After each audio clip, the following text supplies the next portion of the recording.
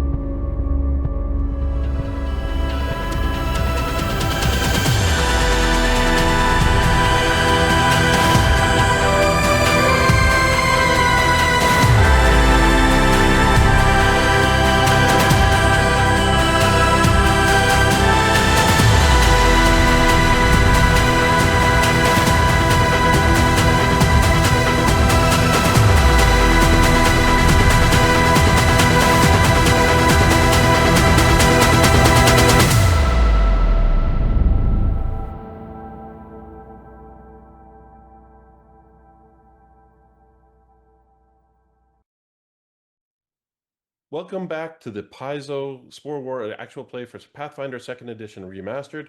I'm Seneschal, and I'm going to be the game runner as we run through the series of the adventure path created for 11 to 20th level in Golarion called SPORE WAR. This session marks the beginning of our run through the official SPORE WAR adventure path, an adventure path for characters of power. As this is a high-level adventure path with dark themes and corrupting demonic influences, this content may not be for the faint of heart. At this point, I'd like to remind you that if you haven't viewed the prelude sessions, which helped us advance the player characters to 11th level for the adventure path, that content contains some exciting action, some great role-playing moments by our players, and will give you the background for our player characters and their consolidation as a group of Guardians of Green Gold. As well, it will give you some insights into the setting of Green Gold within Kionan, the Elven homeland. Those preludes are brief vignettes that I wrote to allow the players, the self-acclaimed Guardians of Green Gold, to fill out their backstory and the history that brought them to a level 11 for the adventure path start. Also, we have additional content in the form of our weekly after-session debrief called After the War, during which Jason Collins, our collaborator, producer, editor, and I talk about what went well, what I messed up, as well as our own thoughts on running games generally and video streaming. And we may also at some point post our session 0. Watch for it.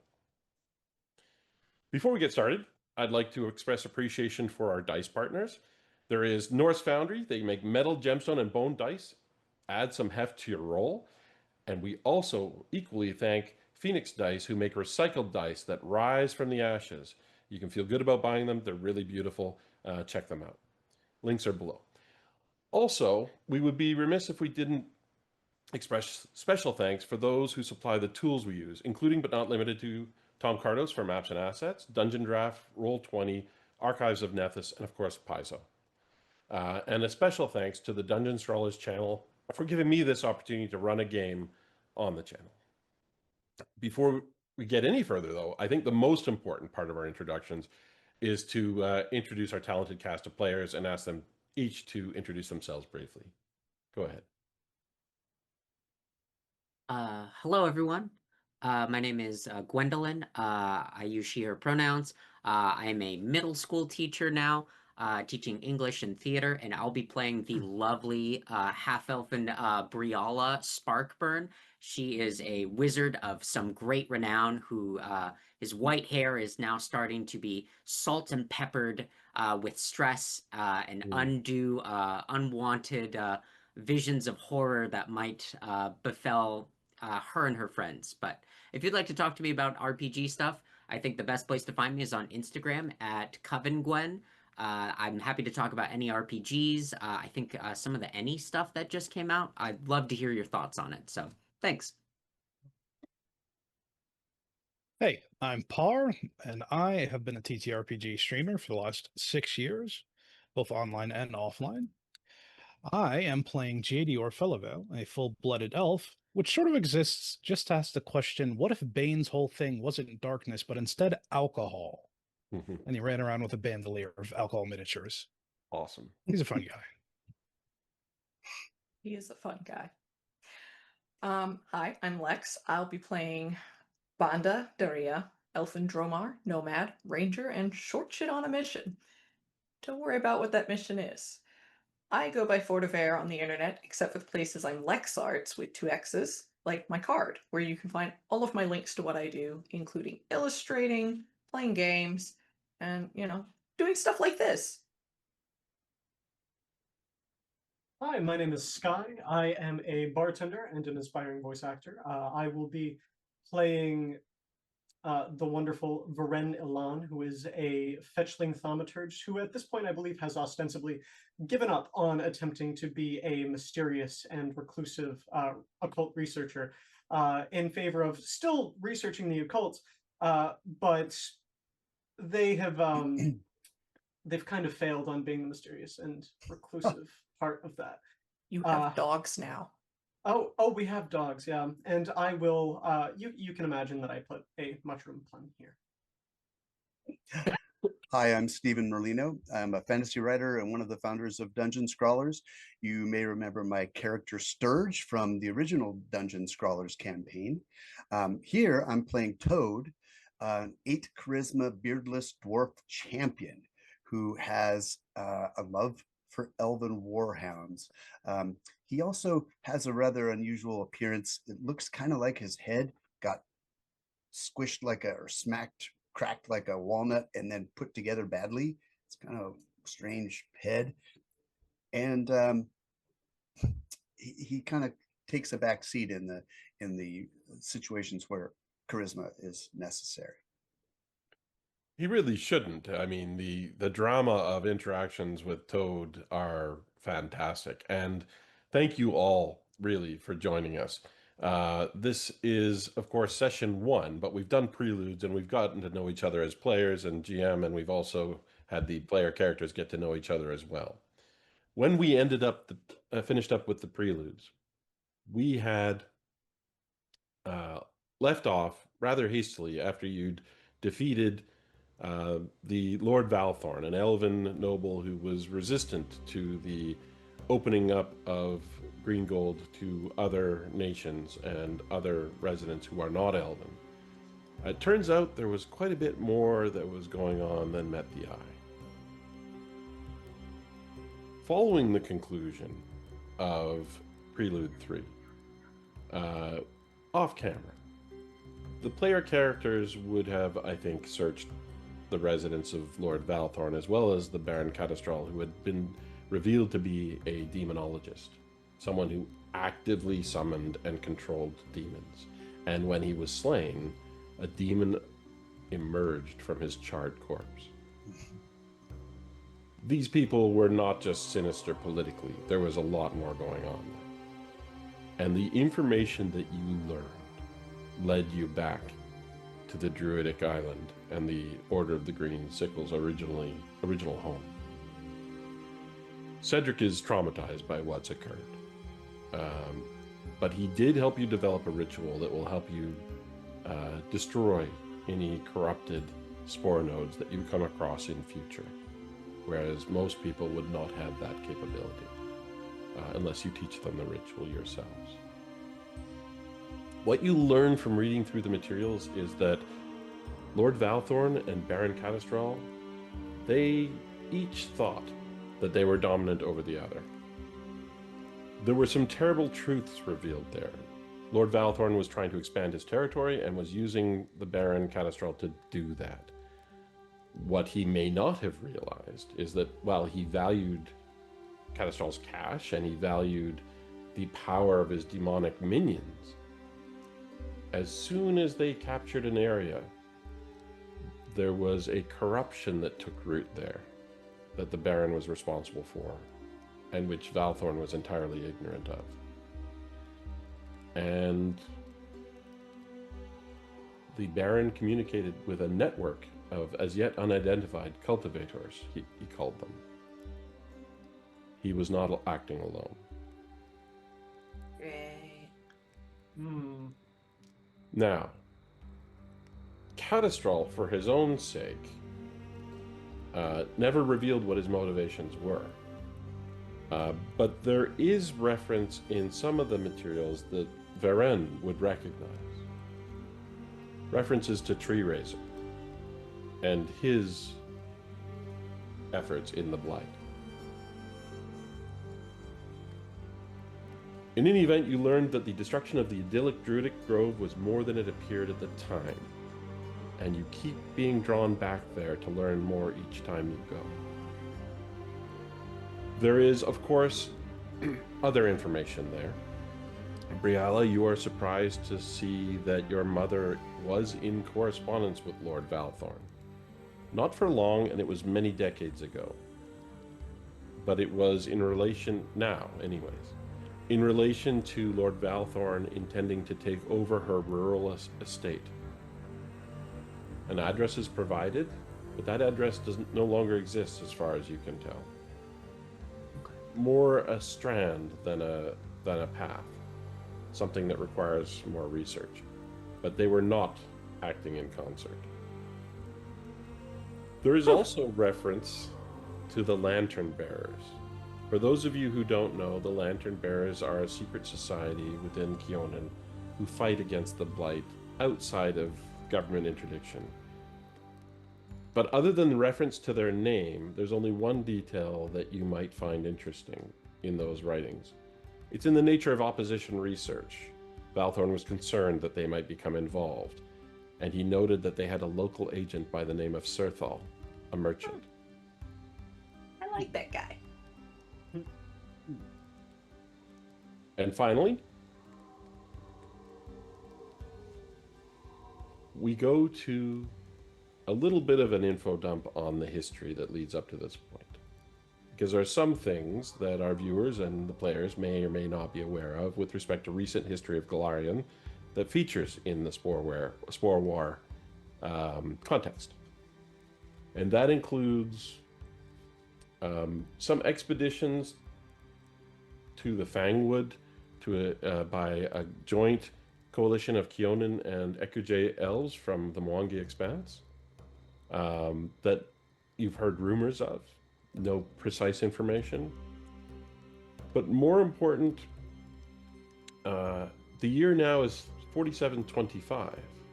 Last year, when you visited the island and were covered in red and silver rain, you did not know the significance of what had occurred. But now you do. It is rumored that the god of war, Gorum, was assassinated by the god of assassins. Ooh. And his death sparked what is called the God's Reign, which had several effects across Golarion, including inciting peaceful nations to war, eliciting all violent and aggressive urges to the forefront, and sometimes empowering those upon whom the rain fell. Other events have included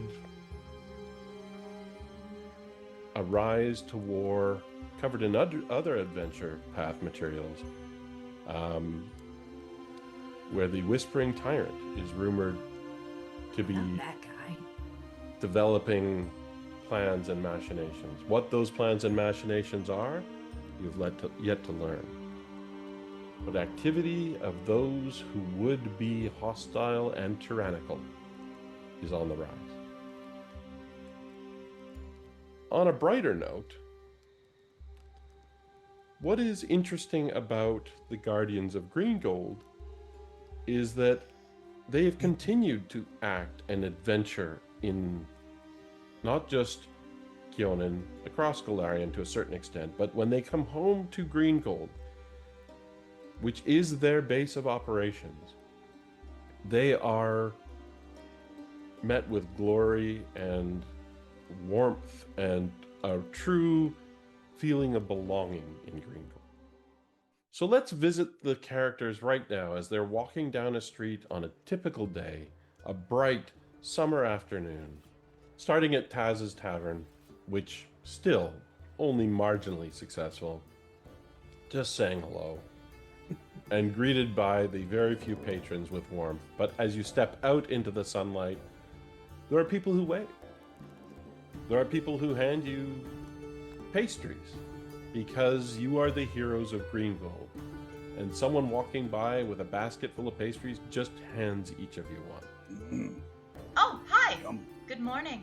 Good morning. Jadior, you run a tavern as well. You often have to leave it unattended when you're out on these adventures. But returning home, you would always check in. What happens when you enter? Well, usually when I come back from a long trip, I've taken down, I think JDR is not a bard or anything, but he's taken to writing down stories he's either heard or participated in. So when he comes back in the tavern, says nobody can beat this tale, as he holds up a piece of paper. On most occasions, he would be right. The adventures that an 11th level character, speaking in terms of rules, But in terms of just the narrative, a hero of green gold, not just by marketing, but really truly heroic deeds. Absolutely. But it's a full bar. Your business is successful, and you are greeted with a hearty roar. As people immediately start gathering, and people will have seen you on the street and followed to hear the latest exploits of the Guardians. And I think you would all go there for that. Would be a ritual, would it not? I mean, where else are we going to test our new brews? Like, come on. Exactly. Come on, JDR's, the Tumbler of Tales Tavern, the home of the greatest storytellers across the land, if I do say so myself. And you do. Toad would be comfortable there. Briala would be comfortable there. Would Varen be comfortable there? You're accustomed to more scholarly environments. I think that Varen has, at a certain point, learned to have a positive outward-looking face, but the moment that they're out of sight, they just kind of visibly deflate. Just. I understand. And then it's very long. So it's you can thrive for a moment with that kind of attention, but it's not your comfort zone. Briala, also an academic, but one who enjoys the spotlight sometimes. I think as time has gone on, I think you see Briala trying to stay busy and not try to build connections with people. I think you see her handing people, the Gazette as we're writing for the newspaper and, drawing in little comics and, doing little things in that. But it's very personable, but kind of keeping everyone at a distance. I think the only people that truly know Briala are maybe, the Guardians. I think everyone else kind of, there's a wall, there's a block. Right. Whether that's Briala put it up intentionally or not, who can say? What about your most trusted allies here, Serthal and the retired commander? Do they see the true Briala? No. Yeah, No, fair enough. No, unfortunately not. I think Briala wants to, but every time it's good to see you. Hope you're doing well. Hope your day's been treating you. Have a Always good does. one. Of course, Walks Briala. away. Yeah. Come back soon. Yep. Don't take it personal.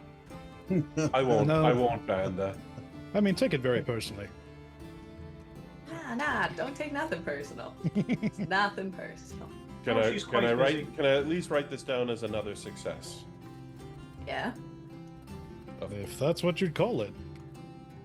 Well, you've come back and you're in the original number of pieces, so I assume there was at least a modicum of success. No, the job was a success. Of course the job was a success. We're gonna take Certainly his an word. interesting one. Heard some rough rumors about up north, though, so keep an ear on that. He turns deadly serious and says, "I'm aware. I'm glad you are as well. These are troubled times. Things are difficult, but even getting accurate information is difficult. Yeah. Stay alert." I was I'll thinking call- of I'll heading call up on you if towards Belkson, but it might not be feasible.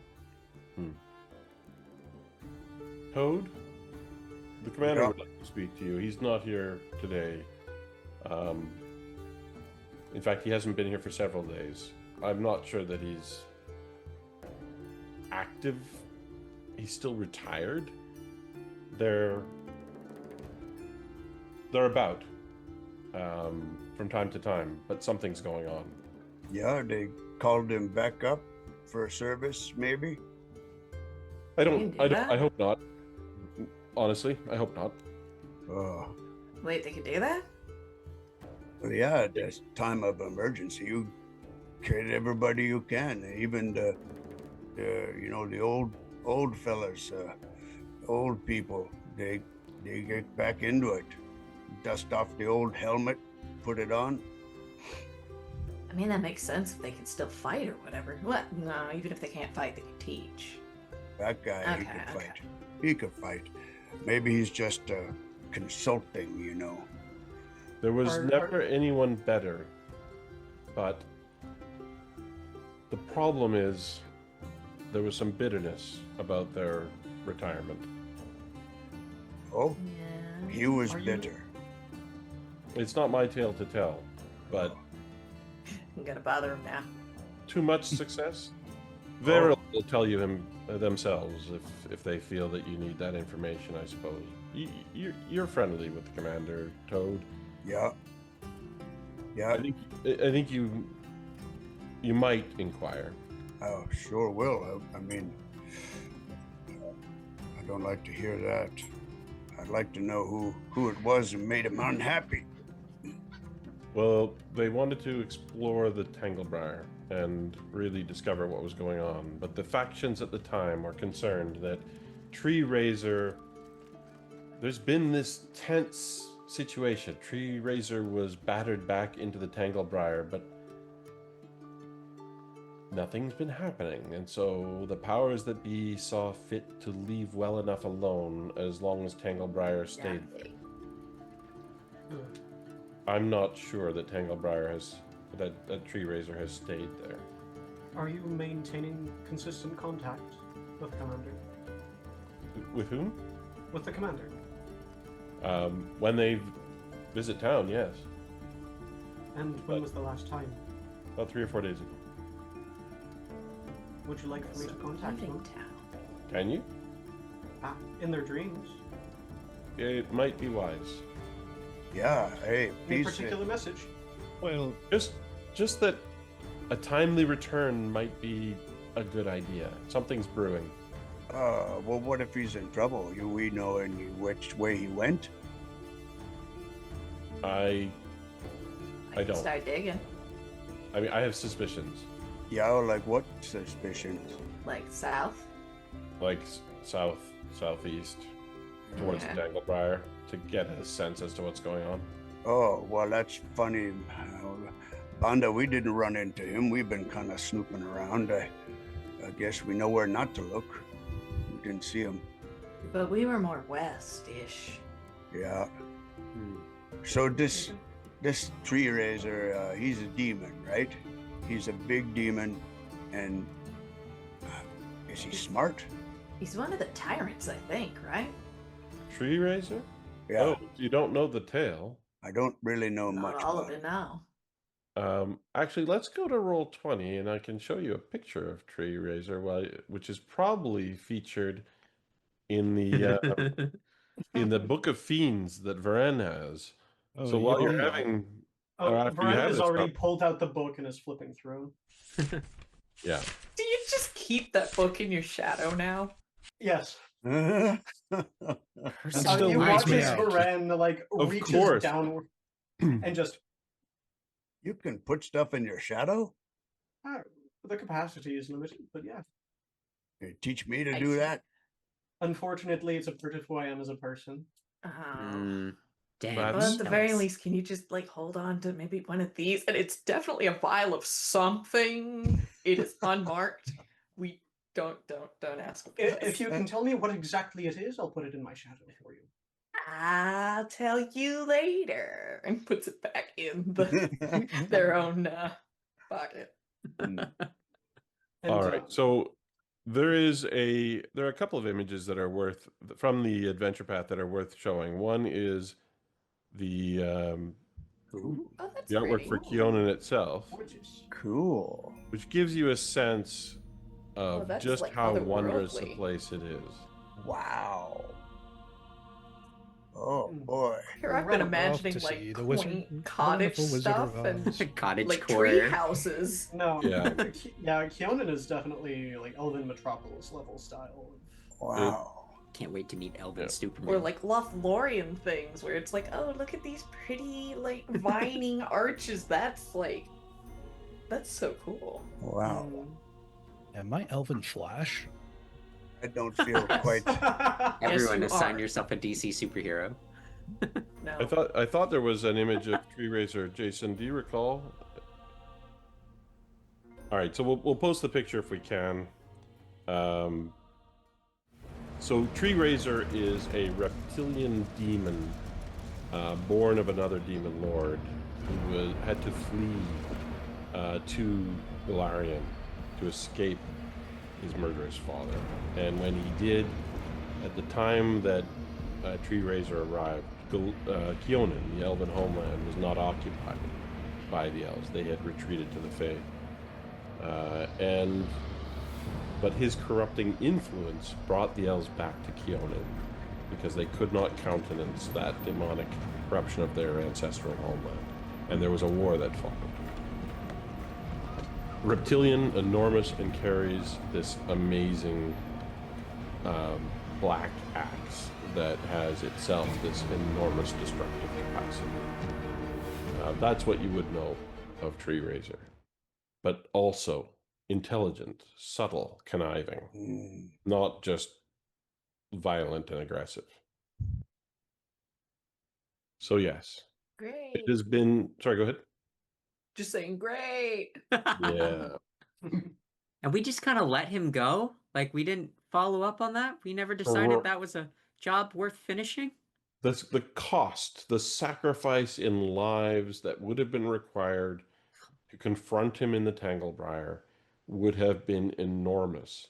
And as long as he was willing to remain on the edge of Kionin and not in actual combat with civilians and destroying, because so much had already been lost in that war, it was a decision that everyone felt was prudent and wise.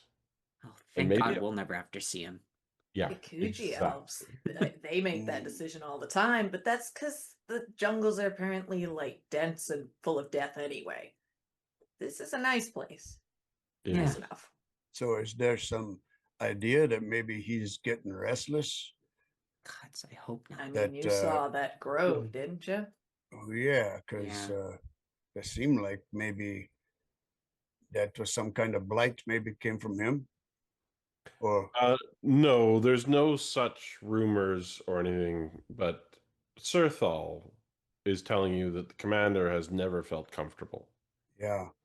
With this what is effectively a cold war between the elves and Tree Raiser. Oh, maybe he was one of the people thought like Briala that maybe they should go and find him and finish it, and he got shut down. Yeah, that's possible. I mean, was he? I don't mean to sound rude right now. Was Toad? Was he in the first war? Is he that old? I don't mean to call him He's an an old elf. You gotta assume he's like Yeah. old as dirt because he looks Even if he pretty wasn't old. in the major looks fights, right, like yeah, right. technically, who knows how long that lasted? Well, I mean, elves know how long that lasts. Elves Just- do I don't know. know. That's You know, exactly right. Serthal would know. This is something that Serthal would not know about the commander's service in particular. Serthal's old. Not even with how close they are.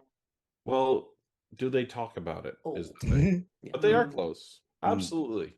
Maybe he talks in his sleep about it. Well, I don't think he sleeps here. Oh, please, can we not talk about work?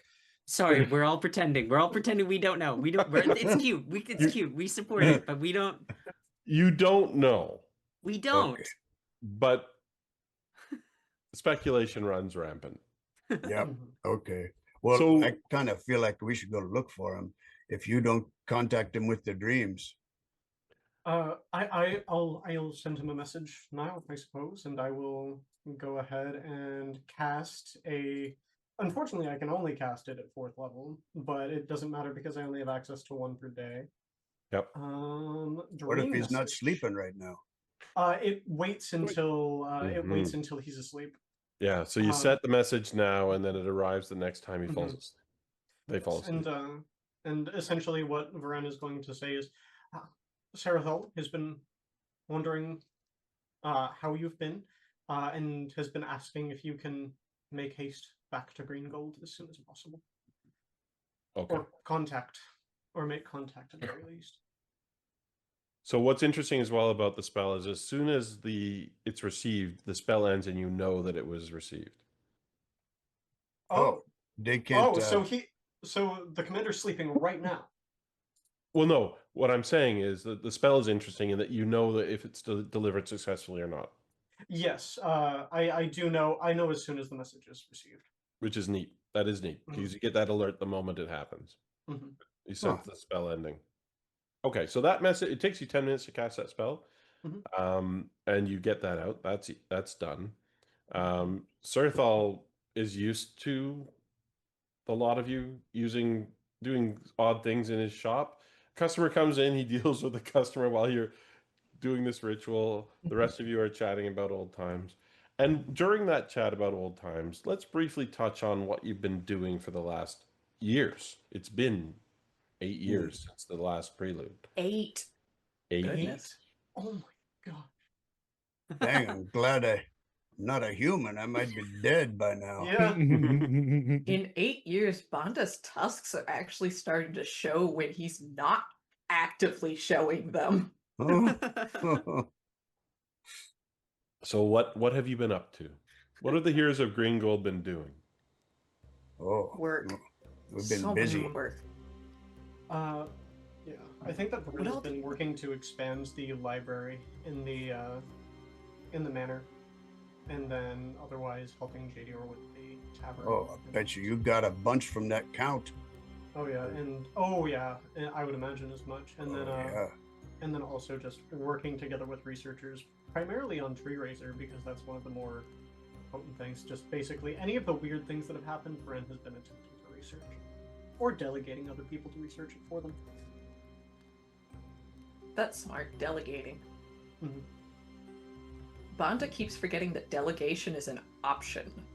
So, between scouting with Toad, trying to ply a trade as far as make money to make improvements to the house, and, training animals, he's been busy since they stopped dealing with Valthor, and, I don't think this man probably sleeps a normal amount. Yeah. So your home, the manor within Green Gold that you were gifted by Serthal, is starting to get a bit crowded as you accumulate more and more books, more and more visitors and residents, and it's better fortified. Toad has covered the courtyard with an iron trellis, and There's arcane locks on every window now and every door. But you're bursting at the seams as you've also accumulated a significant amount of plunder from 8 years of adventuring. Even though you're part-timers in terms of your venturing out of Green Gold, the urge to roam never really leaves Banda and Toad. Yeah. Let's talk about the more proximate rumors then. One of the things that has happened in the last few weeks is, and Serthal has been your primary source of information on this, is there have been these rumors of what are called plague barges filled with undead that have been coming ashore all around the central lake in Glarian. What the heck? It sounds like that whispering fella. Yeah. It's he very does that likely. sometimes, maybe? Disgusting. But it's been years. That was before my time the last time that happened. Great. Okay. So That's not that long. if we pull up the map on roll 20,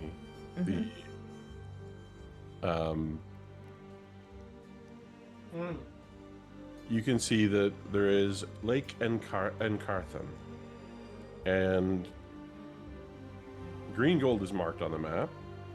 Everyone avoids the big island in the middle because that's where things are. Because of its name, among other things. Well, among a lot of things, yes. Bandit, that's a Greenland Iceland situation. Yeah, it's that's actually right. lovely and nobody knows. Yeah, it used to be called the Isle Covered of in Rabbits, mist. but then lots of people would go there and hang out with the bunnies, and they had to change the name. Yeah. Some rich noble named it that to keep people away, but it's actually a lovely place. Yeah. Private island. Were that sailed a any few of those times. rumors were true, the reality is far more horrifying. It was originally the place of the Whispering Tyrant's burial, Oh no. Nice. and has been ever corrupted as a source of undead, but that has ramped up in the last year or two. And these plague barges have been rumored to be coming ashore in Multhun and Druma on the south of the lake, as well as Razmiran, but as yet have not touched the Kionan shore. But these rumors are unsettling, and Green Gold is only 5 miles from the beach, from the coast. When I was growing up, like my ma, she used to be like, yeah, okay, you're gonna learn how to hunt these things. We don't go to the big island in the middle because that's where the worst ones are, but you can handle these little ones. But oof. Your group have fought ghouls and wights and things of that sort, and they've never bested you yet. What could possibly be something that you would fear on one of these plague barges if it should come ashore near Green? Numbers. Jeez. Like 100 of them things. That's different than, One or two ghouls is one thing, but like 20 ghouls is a problem. Yeah. Civilians. Yeah. And then there are more ghouls, and then there's zombies. There's skeletons. If they get that far. Yeah. So with such rumors, you have noticed changes in Green Gold. There is an increased military presence. As soon as these rumors of barges in Razmiran and Druma started to become prevalent, a week later, a garrison was expanded, and members of the Kionan military showed up in some numbers. They have not been disruptive, but they're noticeable. And not just soldiers, siege equipment too, and cadres of spellcasters. Wow. Siege equipment. Spellcasters. Ballespi. Oh, sure. Maybe Don't like that. knock Well, the barge into the water. what direction have these ballistae and stuff been set up? Are they being put onto ships, or are they being set up in the ports and overlooking the lake? Can you repeat that? The siege sorry. equipment. Yeah. So if we go to so Green Gold is on an inlet. It is directly on the lake, but it is well defended. So if we look at the map, oops, actually I have to go there myself. So The essentially, map- these are staying here in Green Gold. They're not leaving for points elsewhere. There are siege equipment set along that spit of land along the north of Green Gold to Okay. defend the port. It is very well defended. But good. they're also heading east and west along the coast to points as far as 5 miles away. That's not so bad then, I think. I hope. Trying to stop the boats before they hit shore is probably one of the better strategies for dealing with it.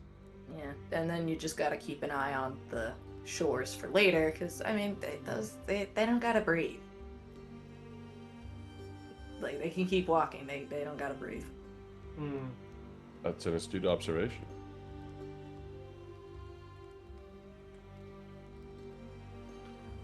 All right. But they gotta know stuff like that. That's like undead 101. I Yeah. can commune with some spirits. Varen's been teaching me how to talk to nature spirits. I mean, we could do some. Although you don't talk to nature spirits. Oh, I hate nature spirits. They're not very friendly to me. Well, that's why I talk to them. So, I mean, I could maybe, I don't know if I could find out. I could try.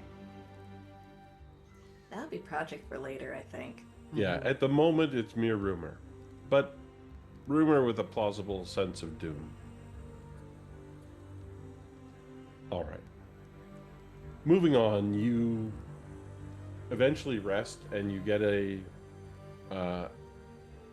sense that your spell-born message has been received by dream. So the spell ends. Wonderful. Several days pass, tension increases in town, but there's no sign of any real trouble. It's just rumors.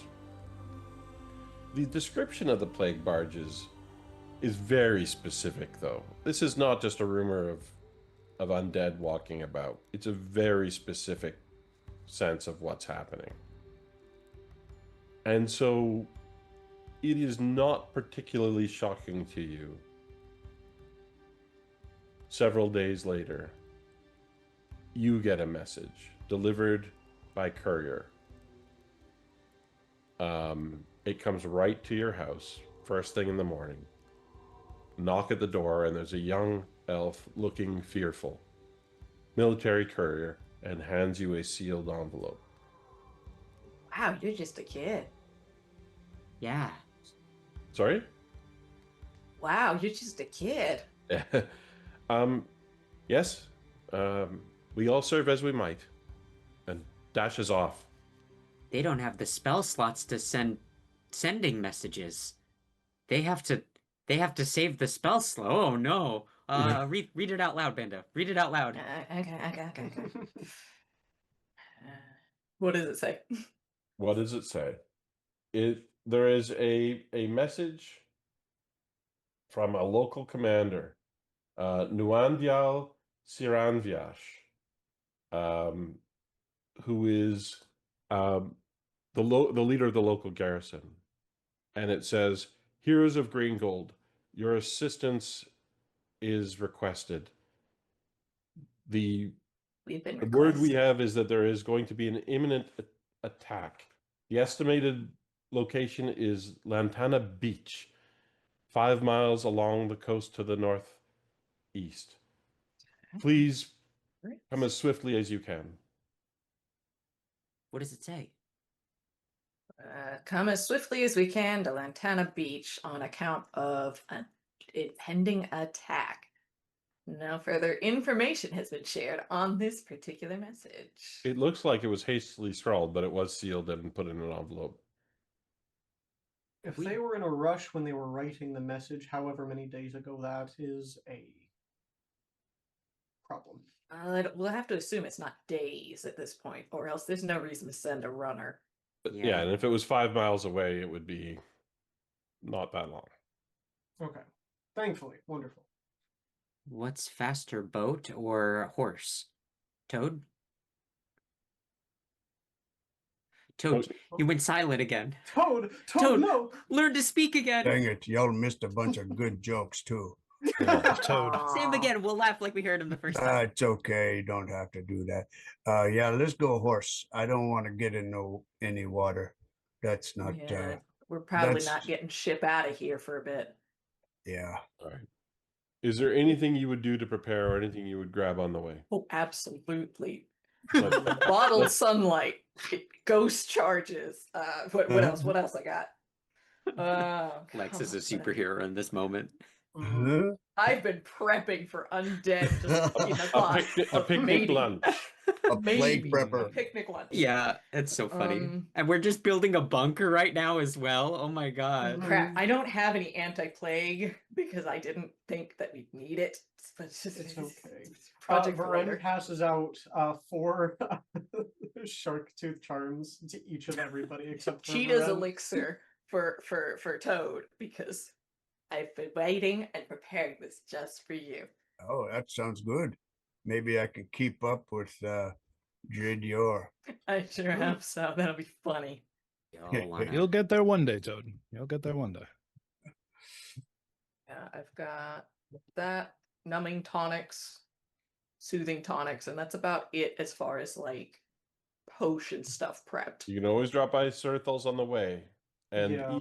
even as you do grab what you're taking from your home, you notice that there is a flurry of activity in town. They are fortifying the waterfront with soldiers. They are evacuating civilians from the waterfront. They are. So, quick question. Yeah.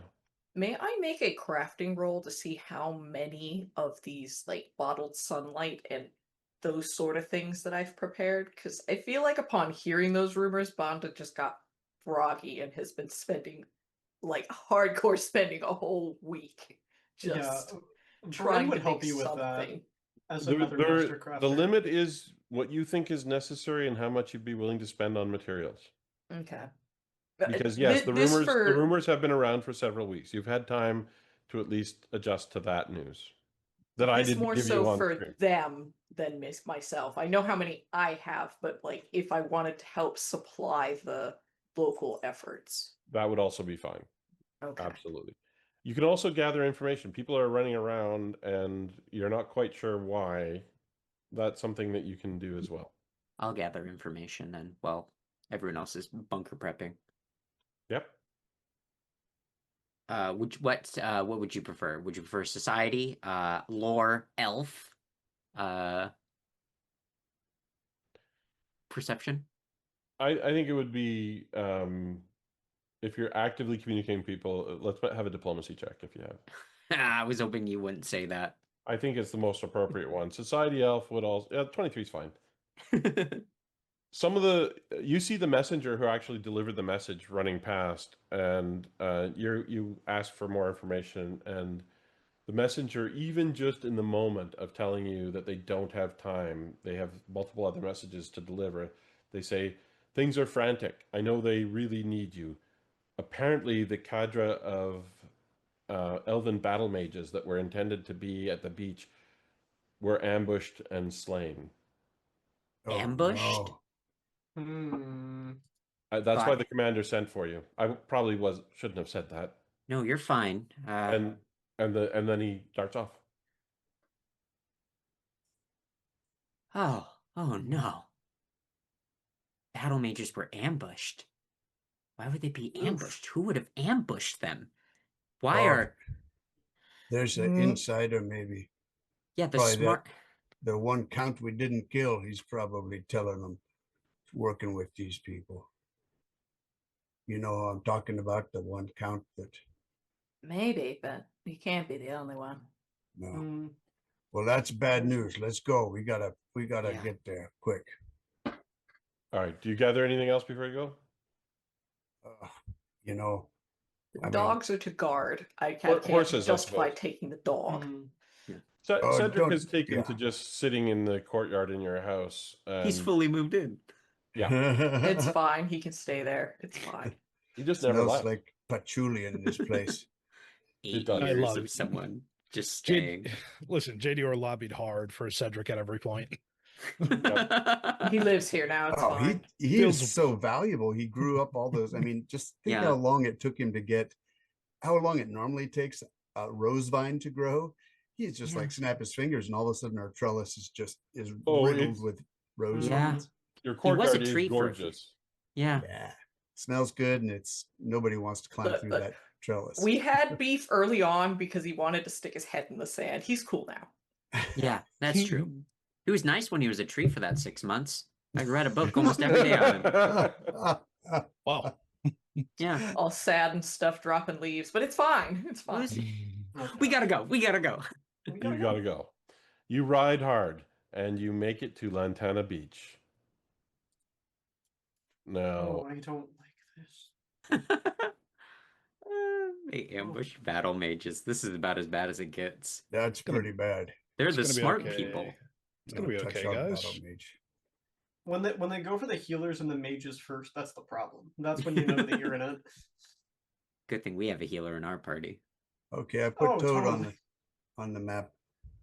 does Toad need to be resized? He's tiny. Yeah. These tiny little... Oh my gosh.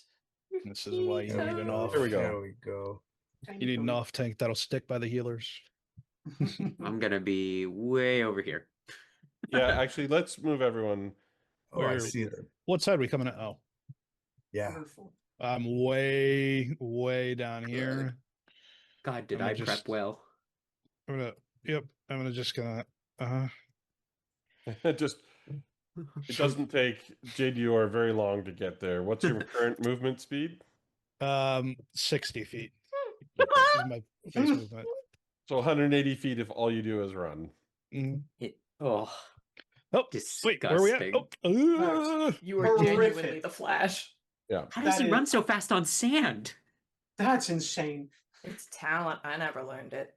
Oh my gosh. What you can see here is a calm summer morning. And off in the distance, you see several barges that have already been struck by catapult fire and have either partially capsized or completely sunk just due to the shallow water. Part of their cabin is still above water. And those are the ones that are pictured. You can see beyond them, there's this putrid yellow haze Oh no. rolling in with the wind. And faintly in the haze, you can see additional barges. Good Lord. Dozens of them. Oh, Full but of slathering ghouls. oh, that's not good. And as you run up, having dismounted at the edge of the beach, near the only tent you can see, you can see that there are elven soldiers along the beach and scattered dead ghouls and elves as combat has already been taking place. To your right, there is a burned out tent and the corpses of 6 spellcasters of varying descriptions. In front of the tent, you see the commander that you recognize, and nods as you approach and strides over to you. Thank you for coming. I have great need of assistance. We are unsupported. Well, that's a lot of ghouls coming here. I don't know if we're gonna be enough, but we'll do our best. You got any ideas? I think my task in this moment is to make a good account of myself and my forces. Yeah. Slay as many ghouls, destroy as many as we can. Because if we die bravely here and reduce their numbers, perhaps others will be saved. This is what it means to protect Keone.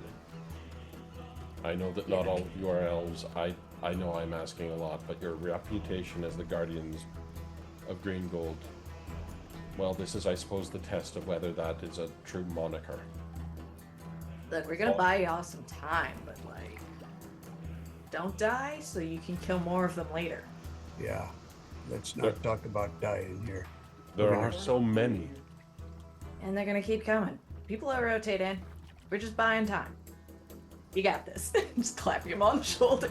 No, there really is no relief. We have no reinforcements coming. This is it. This is what we have. Okay. When we find a way to make him turn back. I admire your optimism. You know he doesn't share it. Well, I hope this will comfort you. And JDR produces a bottle of his best ale. I hope you Oh God. hope this may comfort you in these trying times, my friend. Thank you, but no, I have duties. And remaining sober is chief among them. Okay. Yeah. Well, I'm just gonna put this here. I'll just put it nearby him. Yeah. You'll want that for later, trust me. You know, when we win. I have no qualms about celebrating with you if you manage to do as you say. You have a few moments to collect your thoughts and to make a plan. The bots are rolling in slowly. They are not fast moving. All right. That fog is coming in with the wind, but it is not coming quickly. It is not a hurricane force breeze or anything like that. All right. So, Yeah. hey, Briella, Yeah. they're all clumped together on those boats, right? All Yep. one spot. Does that mean anything to you? I can do a little bit about that. Do anything about the mist. So if we can do that, catapults could see. I don't think I can stop the mist. It was worth a shot. Not today, at least, which is maybe a little too late to be saying something like that. I can start hitting groups as we go. I can cast a wall of stone and potentially block the boats, or we can stop them, or we can like reinforce a certain area. I can cast a wall of stone about 120 feet. If anyone has a place that they'd like it. Away or long? I can cast it 120 feet away for 120 feet. Okay. It's 10 feet tall, 100 feet, 120 feet long. You betcha. Oh, that could Well, maybe- 20 feet high, 120 feet long. Oh, that's yeah, it's pretty shallow water, right? Just hang them up out there and let the That's a substantial ballistas. How many smack 'em. times can you cast that? I can cast it once. Oh god. Yeah. So someone find the point that you like. I can do that. I can, Well, even if you build it on the shore, yeah. you allow the elves to concentrate their forces because they won't need to defend that 120 feet of shore, and they can reallocate elves to guard other portions. Yeah. Well, they might climb over it. Was it Yeah, 20 but- feet tall? Yeah. 20 feet tall. That's really quite tall. It'll take them a little bit to get over it. Yeah, but you know, if you put it in the water, the boats get stuck out there. They never get to the shore, and That is another option. If you, Do they have any control of the boats? Are they like moving? Can they get around the wall? the boats are moving with purpose, but you don't know what's directing them. Whether they have a ghoul captain or whether it's just magically propelled, you don't know. They have small sails and they're moving slowly. so Toad is gonna squint real hard and look at these things. There's so many barges. I wonder if maybe some of them aren't real. Like maybe they're just. I seen a thing once when a wizard made it look like there was 5 of that wizard standing there. It looked pretty intimidating. I wonder if maybe something like that's happening here. Maybe some of those is just illusions, not even real. What's the timetable till they get to the shore? Roughly if they can stay at the pace that they are going. Maybe 5 minutes. 5 minutes. I start casting spells on everyone. I think the first thing I cast on everybody is I cast an upcast water walk. Everybody, I target 10 creatures. I'll target the commander, I'll target the 5 of us, and I'll target a few of his archers. Everybody has water walk. That's great. For an How long is that hour. last? An hour. Nice. You have it Oh, for okay. an Long time. hour. Excellent. That opens a very lot of nice. options. I turn towards Toad, and I look at him and I say, "You'll only have 5 minutes for this, so you're gonna have to use this as you can." And I will cast, as I just start casting every spell I have. I cast the enlarge spell on you. Oh. That will last 5 minutes for you.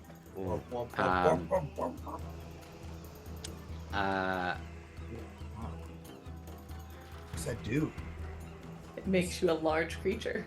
You are Yes. a large creature. You get +2 status to your melee damage. And your reach is up by another 5 feet, so you don't have to get into direct melee. So with your glaive, you'll have 15 feet, I believe. Nice. And that's before the enlarge room. Oh, Yeah. sorry, extend room. extend. Oh Yeah. god. That's yeah. quite neat. JD loves this. What is that, like 70 feet of reach with the glaive with the reach rune? Yeah. Yeah. Are we gonna just go cleave a barge? And what else do I have? I have a wand of flying, but flying isn't for very long, so Let's save that just in case once they get to shore. yeah. So then we can drop things on them. Yeah, Varen has purchased a potion of quickness that they will consume the moment, like essentially like right when we're starting combat, because that only Okay. lasts for a minute. Yeah. All right. The one potion that Varen bought was the gold over the course of the last 8 years. And Toad had asked a question, but I forgot what it was. He is there a way he can concentrate on those ships Right. and see if one of them or 2 of them? Make- It's more like a mirror image type thing. Yeah, make a will save. Will save, you say? Will save's an odd thing, not a That's perception interesting. check. Well, if it's a spell effect. Yeah. Roll. Did it roll? Mhm. Yeah. Yeah. 35. Roll. That was a 35. Yeah. Yeah, you get the sense that they're all too real. As you guys notice, the catapults, some of them are still being set up, but those that are firing are trying to hit the ships before they reach the shallows. And there's such small targets relatively that most of the missiles end up these large boulders that have been collected, splash harmlessly near the ships but don't actually hit. But you do see one actually take a direct hit to the center, and the boat snaps in two and immediately starts discharging ghouls into the water and sinking. How far from the shore, roughly? Rather, when do the shallows start? You're the not shore? 100% sure. You could ask, but you don't know just from looking. You can see where the waves start cresting, Okay. and I'm that's gonna ask basically the commander. He's the been edge here of the then. map. Okay. Maybe we should defend some of these ballista. Take a position in front of some ballista. At that point, we're going to roll an initiative because things happen. All right.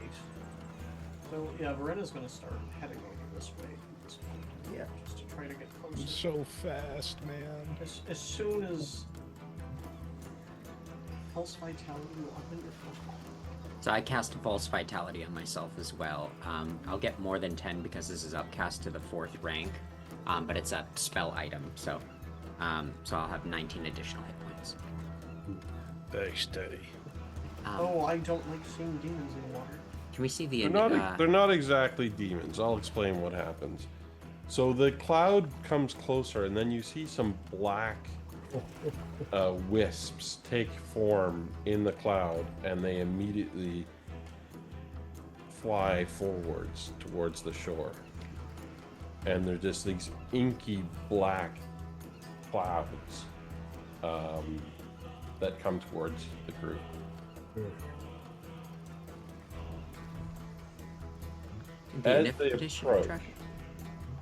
As they approach, you see that they look like shadows of people that are leaking shadow as they move. Oh no. Oh. I do not like that. Oh, no. Let's get the initiative tracker up. Yeah. And so you guys moved around a little bit. As long as you're just, yeah, that's fine. Reasonable. No move, Jim. Oh, I already rolled it. There I am. Oh, well, I need to clear the tracker apparently. Yeah. Yeah, Valthorn, you've been dead for 8 years. How many times do we have to Long kill you? How many times we gotta kill you, old man? I deleted someone by accident. While I was I'm people. Sorry. someone got deleted by accident. There we go. Okay. Kind of want to keep the one I rolled before. You can. What was it? 39. 39 total? Yeah. Nice. Yeah, the Sunset Tattoo does in fact boost your initiative rolls. That's Oh yeah. Yeah, as long as there's sight included. Low roll for me. I have multiples of multiple people. Maybe refresh roll There 20. is one of everybody except for Toad, where there is no Toad. No toad. Yeah, What? click your icon and then do it again, and then you can change it to your. Then yeah. Oh, okay, gotcha. Adjust it to 39. I still have lots of extra player characters. After refreshing. There might still be extras on your tracker from that last combat we did. They weren't there before though. This is very weird.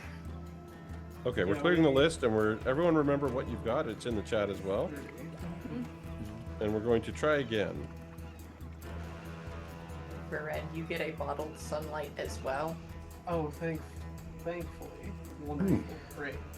And as initiative is rolled, Varen is absolutely going to have consumed that potion. It's a bomb. That is not a. Oh, no!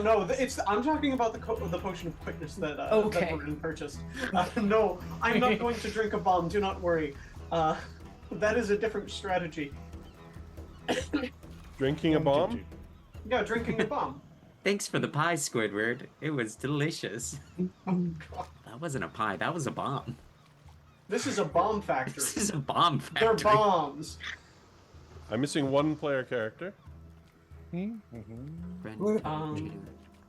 We are missing. Don't see Banda. Panda. Yeah, we are missing Banda. Mine was 24. Hang on.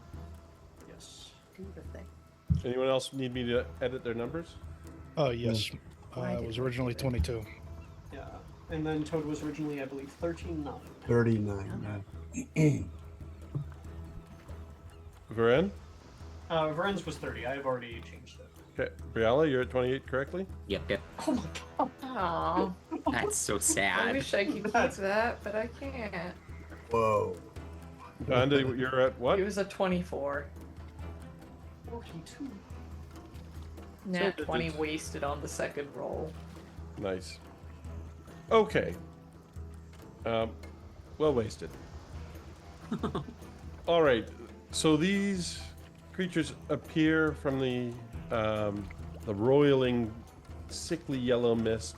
These black elements that were whipping around in it, and they shoot forward towards you very, very quickly. And that's where they end up at the end before initiative starts. Toad, you see that. Yep. So are they headed for the ballista? Ballisti? Make a perception check. Okay. It is not a difficult DC, but I'd like to see if you notice. 40. 40. That might notice some things. You get the sense that they're heading straight for the commander. Oh, okay. They're heading for the commander. Good thing I gave him that retaliation potion. Hopefully he Let's, takes it. Form up around. Where is the commander? This dude here. Yep, right there. Okay. Form up around the commander. Okay, so I'm gonna do. I have a blessed armament, and I'm one of the qualities I can give my armament is ghost touch. Yes. And so I'm gonna go with ghost touch. I don't know if these are ghosts, but they might be incorporeal. Yeah. Um, I'm a little sad I didn't give myself that. I was looking at it. And let's see. I guess what I'll do is I'm getting ready to use the extending rune. And when they are 70 feet away, he's going to Inspector Gadget the first one. Go So Gadget. I guess holding, readying action, holding action. You figure it might still take them a couple of rounds to close the distance at the speed they're Oh, okay. So slow. All right, so form up here, and they're taking so long. I'm gonna tie my shoes, make sure untie them, tie them up again, real tight, make sure they're good and tight, and then take off my batting glove. Yep. You know, make sure that's good and tight. All sensible. Yep. Okay, well, yeah, he's just gonna shout orders and say, Yep. they're headed for the commander. Form up. There are some shots fired, even at extensive range. At the same moment, another barge gets splintered by catapult fire. Varen, what do you do? So Varen is going to be using their first action to down that potion. And then second action is going to be focusing on these shadow creatures with exploit vulnerability to attempt to roll that esoteric roll. Absolutely. 27. It's versus the standard DC. I understand. It's here. Just need to find it.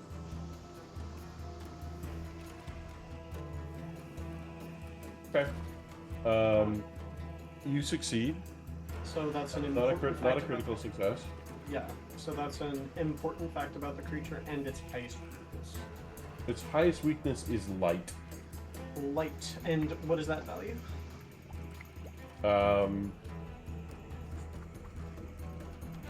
They have light vulnerability. Light. Doesn't say what that number is.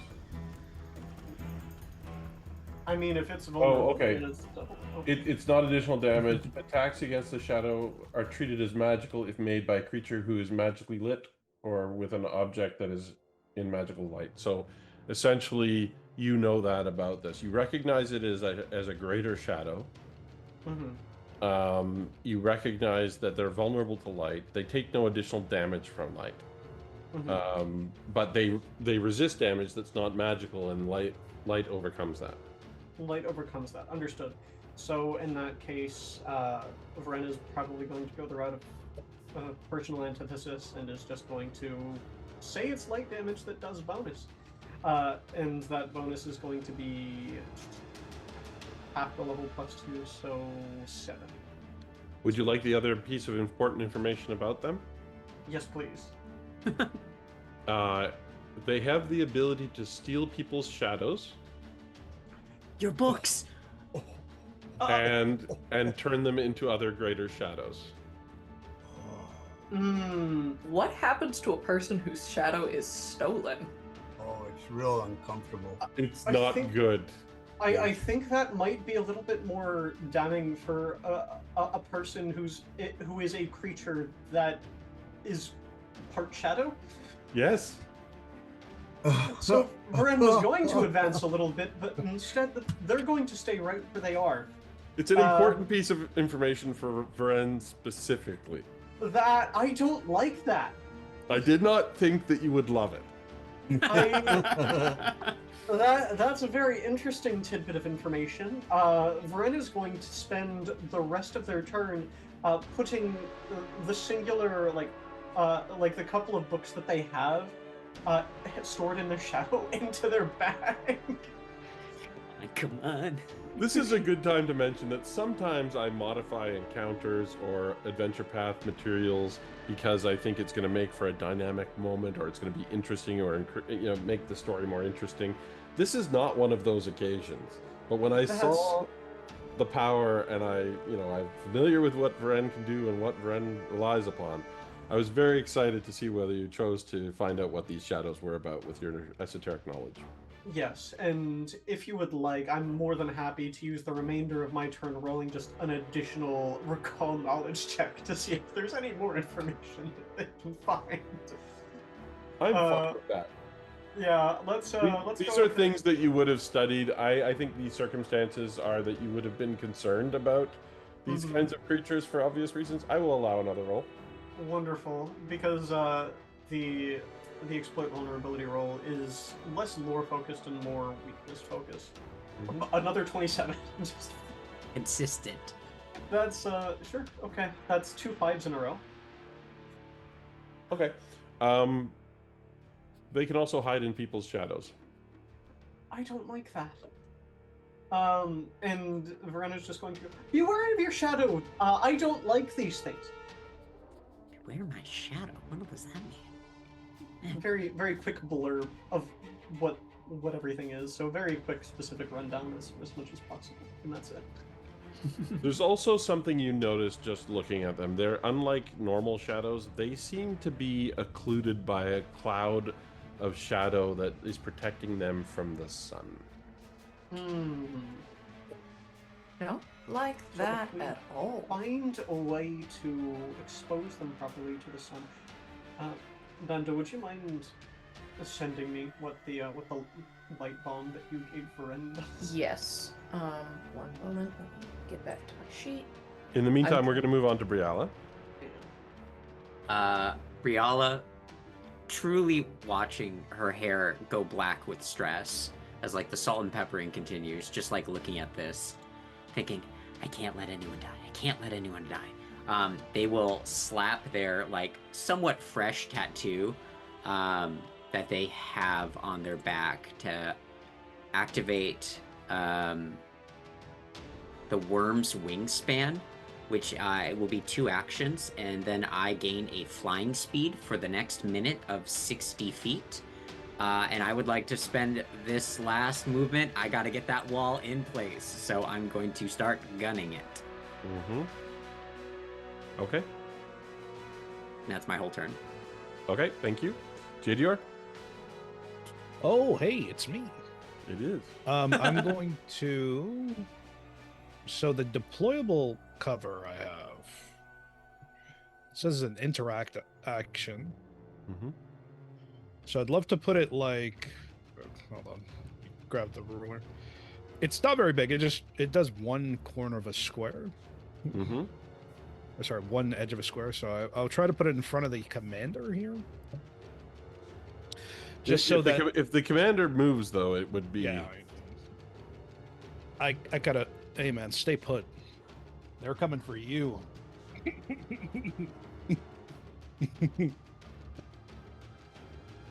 But if he doesn't move, I'd love for like this catapult and like deployable cover to make a little bit of a safe haven for him. But if he plans, I don't know that. Well, and this is an interesting thing about knowledge because I don't know if Toad mentioned to everyone that he's going for the commander. I don't recall. Did he? Did he announce? I think he may have yelled out he's going right for us. He yelled for the others to guard the commander. Oh, the commander. They're Okay, I coming couldn't for recall him. if he said he was coming for us or for the commander. Thank you. Okay, so then you can communicate for free. The commander is going to take cover behind the catapult, and if you add to that cover, that would be great. Yeah. I'll just deploy. I'll add the deployable cover like here On the left. Yeah. on the on the side too. Okay. Make it so he's got just a bit of extra area. That's Happy with that. Then I shall stumble, I guess, and move. I'll enter my stumbling stance. Takes a whole action. Move takes a whole action. That's the entire beach, man. Exactly. That's one move action.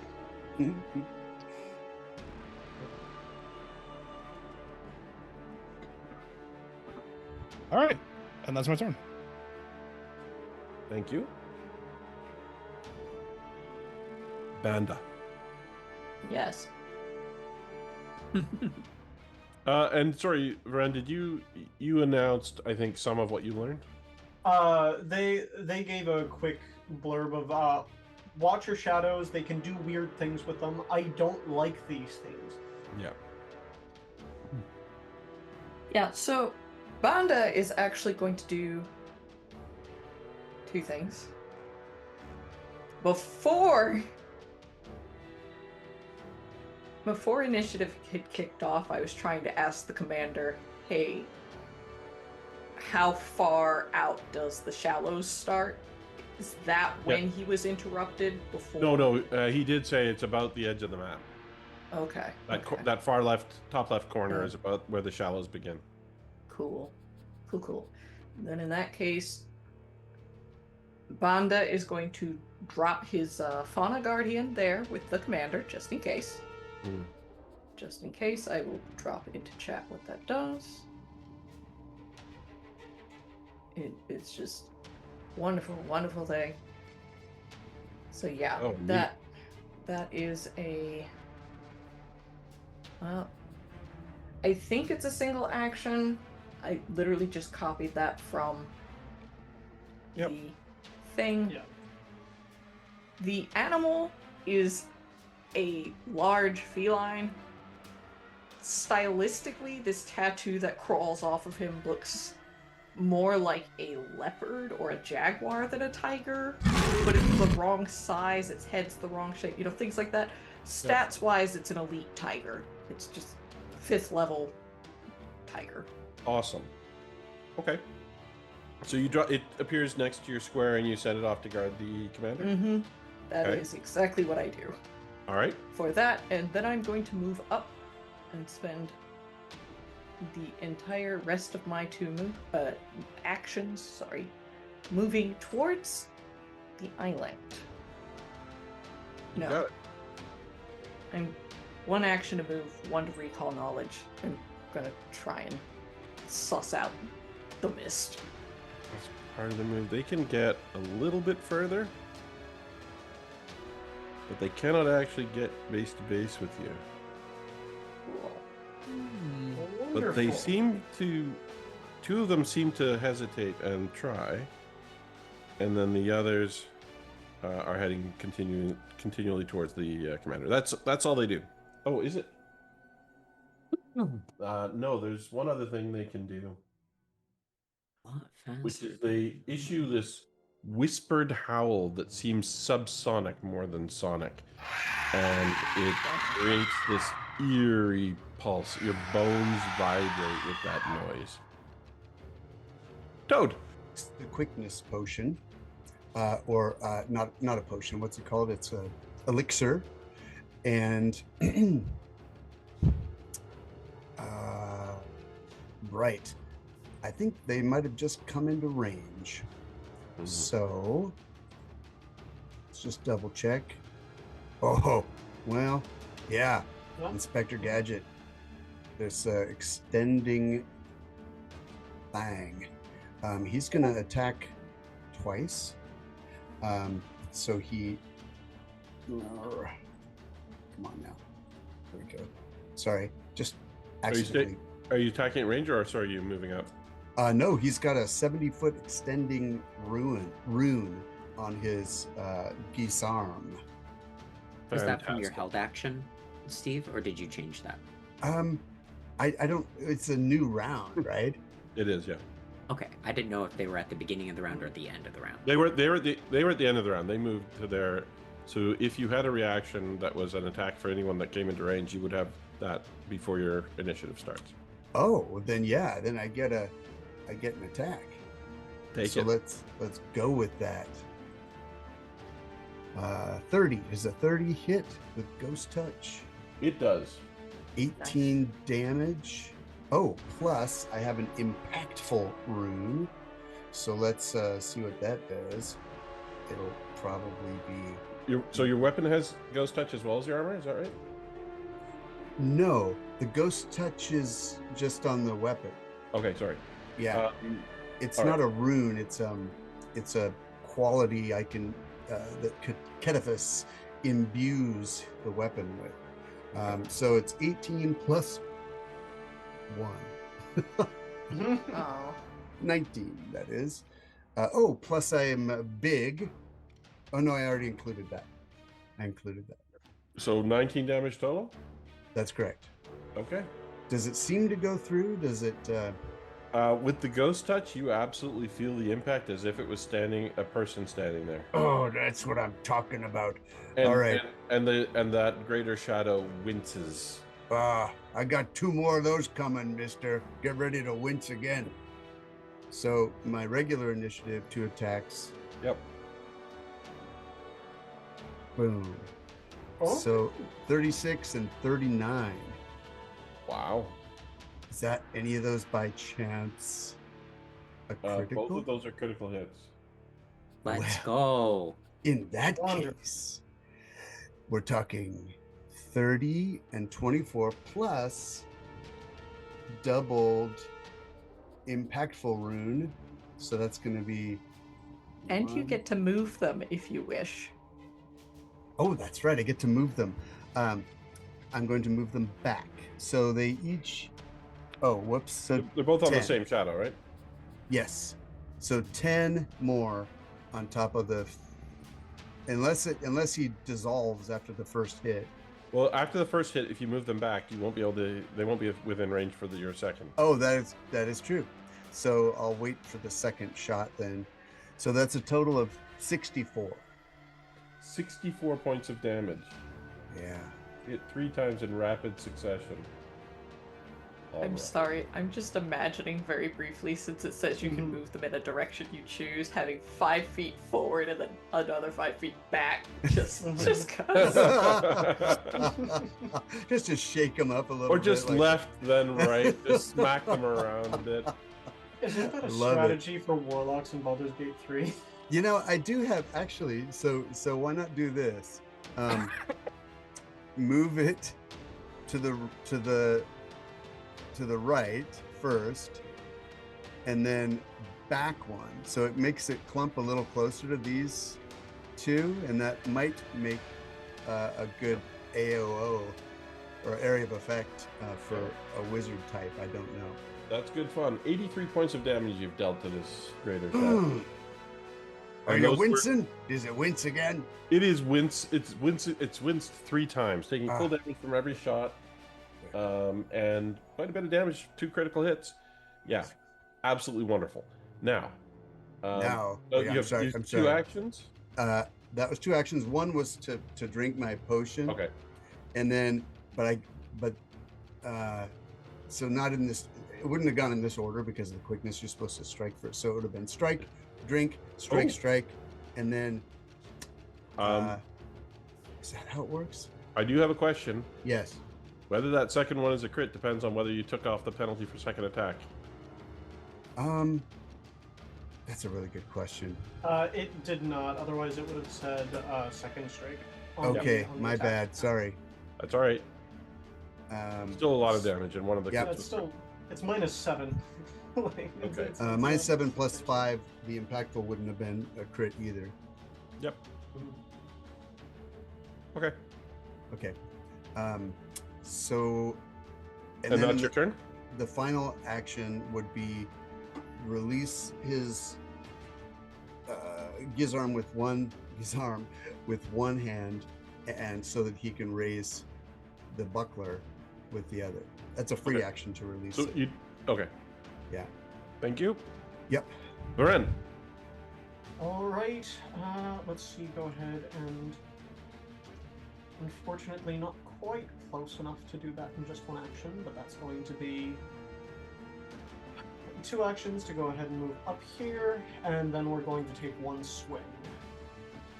So Okay. don't have any bonuses to this one in particular. It's just a 26. 26 hits. Wonderful.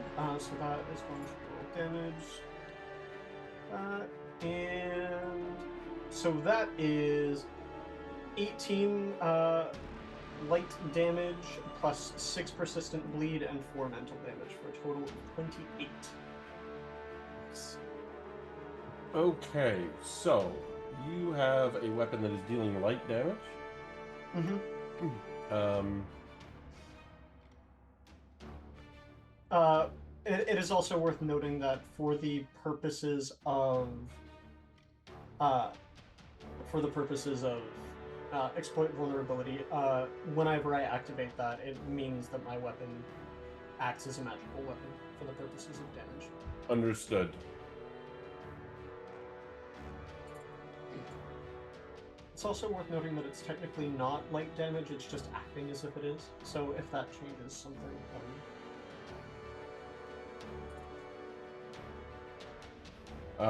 it has resistance against most damage, and magical just means that you don't double those resistances. Same with light, so it still has resistance because you don't have ghost touch or equivalent, or one of the other vulnerabilities. Oh, I'm sorry, immunities or resistances. So 18 becomes 8, and then there's the additional damage. What damage type is it? the additional damage is 6 persistent bleed and 4 mental. Okay.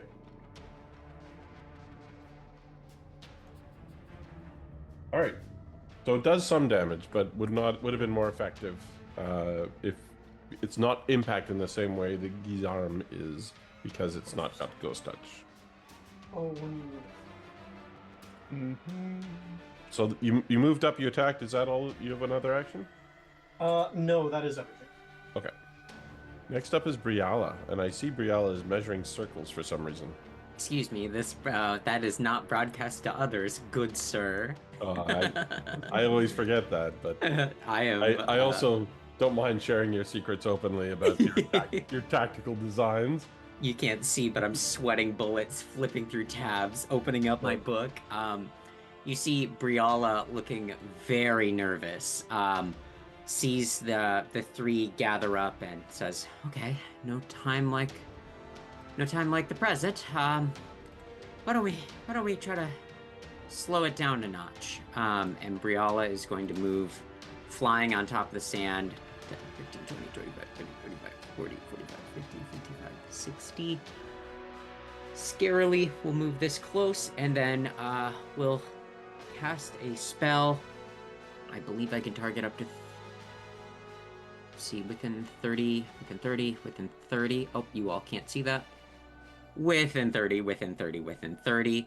Briala is going to cast at the 6th level. Let me see if I have it here. We'll cast slow. They need to make a saving throw. They need to make a fortitude saving throw. And if they DC 30, and it'll affect since it's upcast, I can target up to 10 creatures. I will target these 3 as they're the only ones in range of me. And if they succeed, they lose 1 action. If they fail, they lose 1 action for a minute. Nice. All right. So we're starting with the one on the left that Toad damaged. It's like, how much fortitude could a shadow have? $20? What is the DC? DC 30. All right. And it's a fortitude save. Yep. And that means they need to get 30, and that one didn't. Okay. Okay. The second one didn't. Oh, it's saying rolling the dice. We need some elevator music. There we go. Also, not a save. Nice. Huge. And also, not a save. Since it doesn't look like any of them are critically failed, they are all slowed 1 for 1 minute. They have 1 less action now. Correct. For the next minute, so they only get 2 actions. Excellent use of the spell. And Briala is dangerously close, but so be it. Not as dangerously close as, the one party member who really relies on their shadow. Oh my god. On the bright side, I don't think that there are any lore-based implications with that. I have been panicked and reading through stuff. That's Briala's turn. What happens to the items that you store in your shadow if they steal your shadow? Oh, Vren has already taken all of those out and put them in their sack. Okay. JDR, you're up. The first thing they did. Okay. It is, I think, a fascinating question. Like Go ahead, 20 JDR. books in that sack? Is it like a 50-pound sack?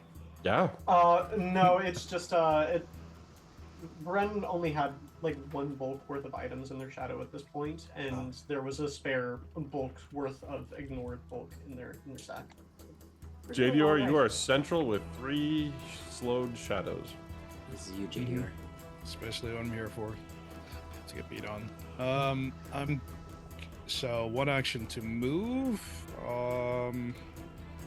I'd love to flank, but I also don't sort of feel like I'm meant to be the obstacle here.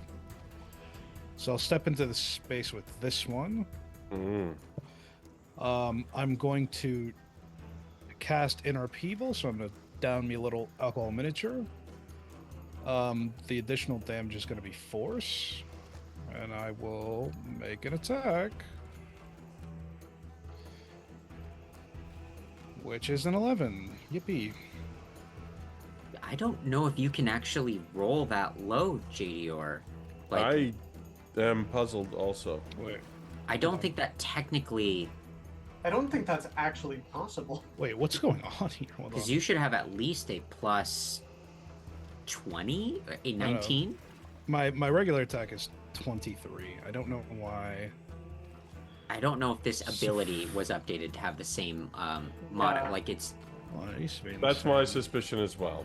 Yeah, you rolled a 2, so plus 23 would be 25. Which still misses. okay. Oh. Well, Yeah, that's fair. Fair enough. But that's my turn. Okay. A move and 1 attack? Or is it an effect? No, because Inner Upheaval is an action. It's a key Okay. spell. Got it. Thank you. So, Banda. I was muted. JDR rolled a 4, not a 2. Ah, I don't know if that changes that outcome, but it probably does. 4 plus 23. you've established that 26 hits. And 25 does not, so you might be able to guess as to its armor class. Yeah, okay. And So you hero. 20. So 27 hits. 27 does. hits. That would just be then 11, just regular old damage, and then 4 force damage. Okay, the force damage goes through no problem. Do your The strikes physical count as damage magical is yet? reduced. Yes. Well, my strikes count as... What is it? I got metal strikes, so my fists are considered cold iron and silver, Okay. if that matters. Nope, but not magical.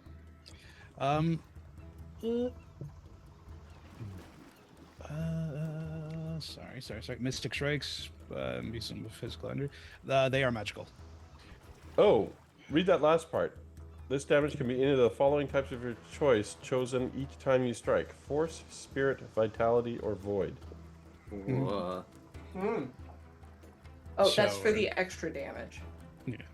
Is it? The, Yes. yeah, the Okay, extra thank you. damage is This force. damage. I see. Okay. chose.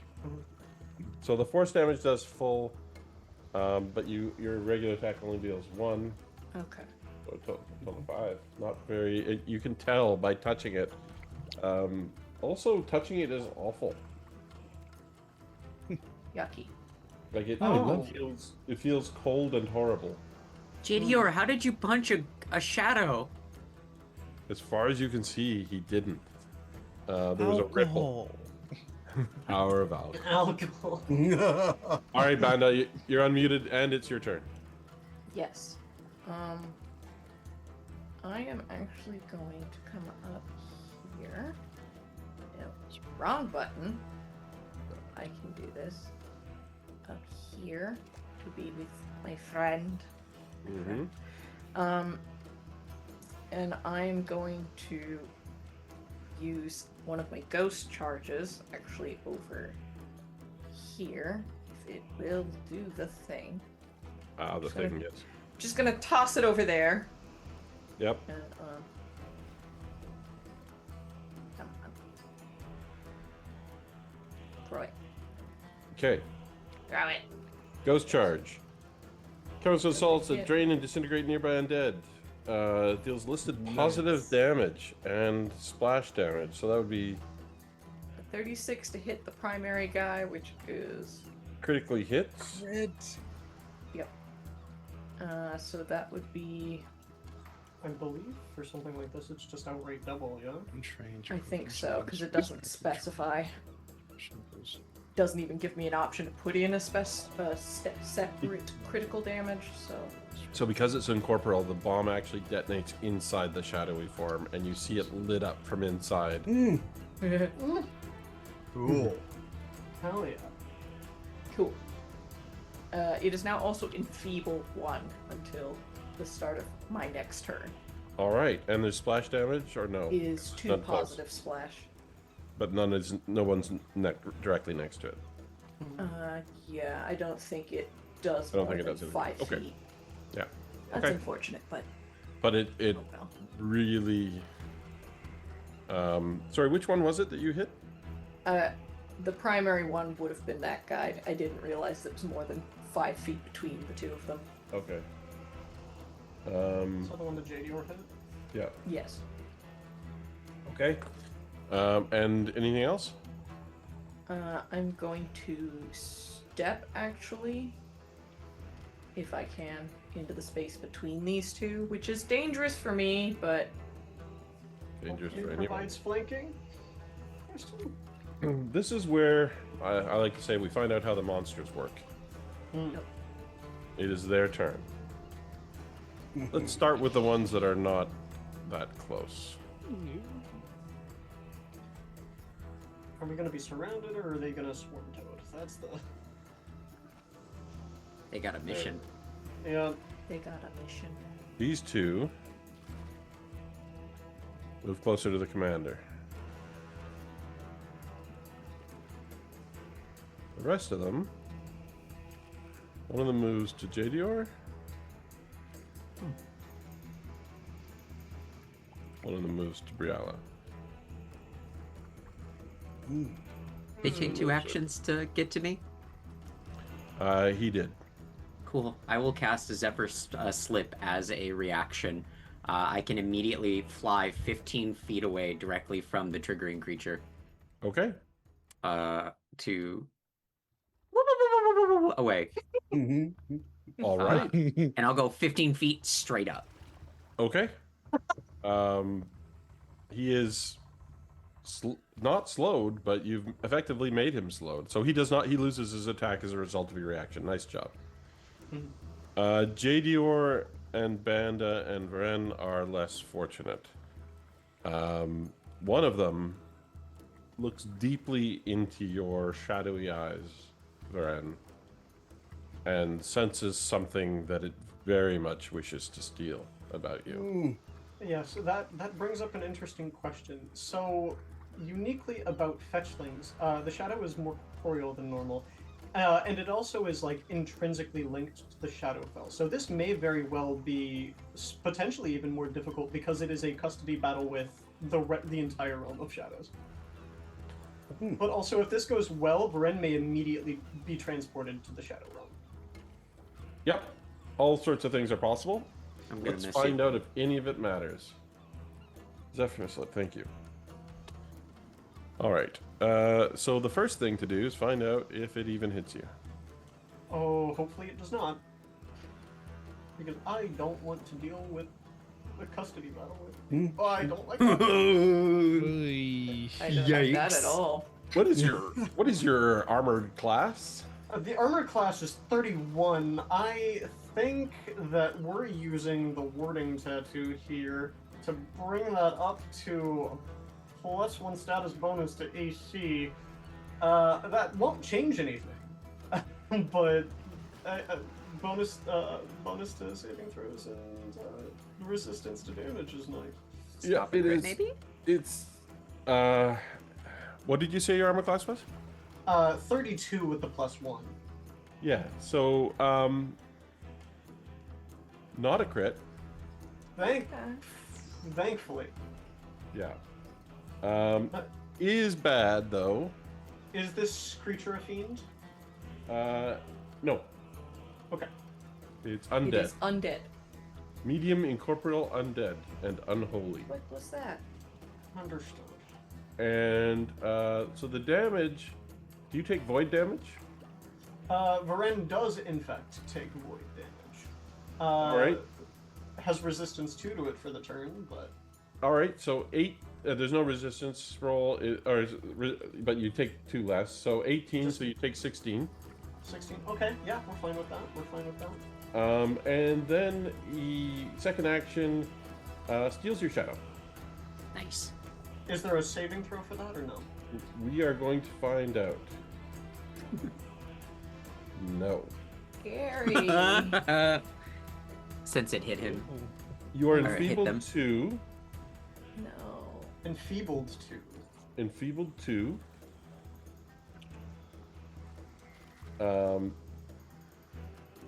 Rips your shadow away.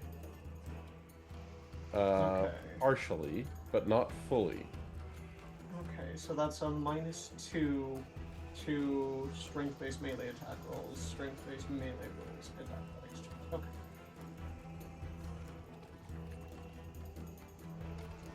Hold on.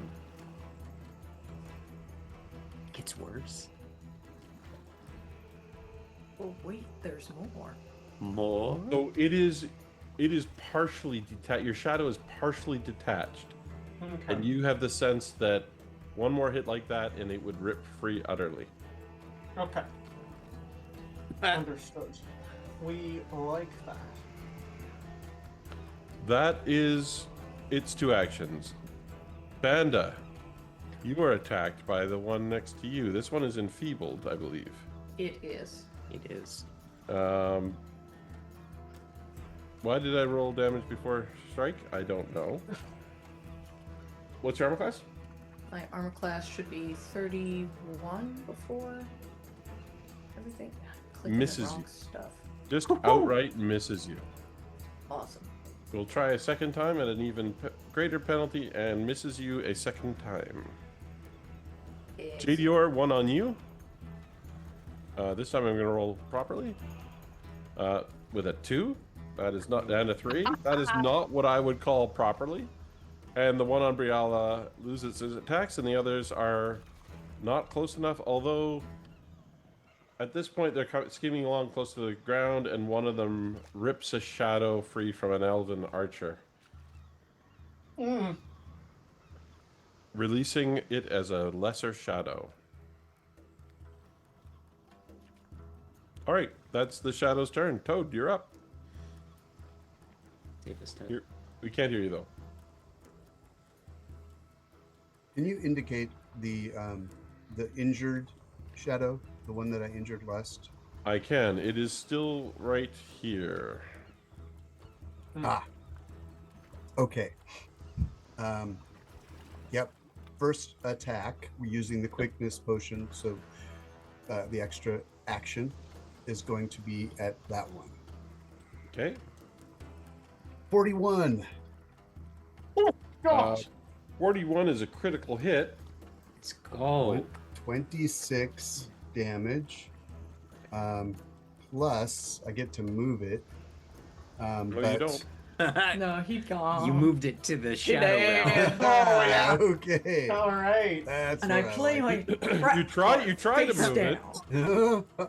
All right, so with the remaining 3 actions, he's going to attack twice and raise shield. So let's go. Second attack, gonna make sure I push that button. You have to find someone within that range, right? Oh yeah, he's definitely within 70 feet. Of which one? This one. Umbrella? Okay. Ooh, well, that one. Yeah. Okay. Let's do that. Second attack. 38. Also a critical hit. Nice. Let me do the impactful rune, which is also doubled. 4 and 1. So 5 more damage. That's 29. And third attack. 26. This is with a -10. Yep. Yeah, that's attack number 3. Very nice. Regular hit? That is a hit, a regular hit. Okay, and one more impactful rune. 5. So 16. Yep. So 45 see. total. And raise shield. Also, All right. you are enlarged, so technically I think you take up 4 squares. Are you adding that +2 to your damage? Yeah, I already added that to my disarm. I forgot that. Whoa! No tiny toad anymore. No, That's tiny toad. not a tiny toad. They Well got done, into the Toad. mushrooms. Bren, your All shadow is right. fluttering. Yes, the shadow is fluttering, and Varen is not happy about that. So they are going to use their first action to intensify vulnerability with their weapon, which weapon is drawn to the enemy's vital spots on most of his own accord. I gain a +2 status bonus to attack rolls, and is also flanking with Banda. So that luckily this is a rapier, so it is a dex-based attack roll. So there's no penalty from the enfeebled, at least for the. And then 2 attacks immediately. So the first one is 43. Critical hit. A critical hit. And the second one, I'll do this before we roll damage for fun. And that's a natural 1, which is still a 21. That's So it misses, But it though. still misses. and it still misses. So a couple of things happen with a crit now. So that is going to be 33 points of piercing damage, 12 persistent bleed damage because these don't automatically double and they should, and 8 mental damage. This enemy is also stupefied 1, off balance until the start of my next turn, and yeah. I think stupefied is a mental effect. It is a mental, so they are. they're mindless. Yeah, They're, if they're immune to mind affecting things. Yes. Yeah, understood. So if they're immune to emotion, fear, or mind, then that does not matter. But Oh, they might not be because they're intelligent undead. Yeah, if they're intelligent, they can't be mindless. I made an assumption there that was quite wrong. Oh, wonderful. You know what they say about assumptions. I do, iconically. But yes, that is a. If it is not immune to emotion, fear, or mental traits, then it becomes stupefied 1. And stupefied 1, can you post it so that we? Yes.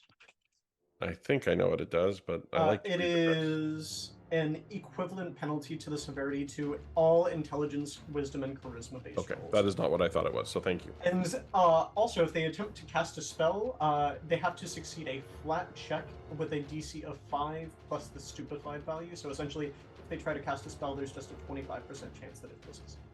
Okay. They're not exploiting their stealth capabilities, but this one's thinking about it now. All right, cool. That's your last action. Yes, that is it. I applied the ongoing damage, but I also applied the 10 off your damage, so you only did 23 with the physical. Briala. I was trying to figure out. I don't know if anyone can see all the bars above I can. Briala right now. No. The blue is the temporary hit points. The red is the 15 feet. So Briala is going to look and say, "You all have this, right?" And then we'll fly away. 30. We'll move over here.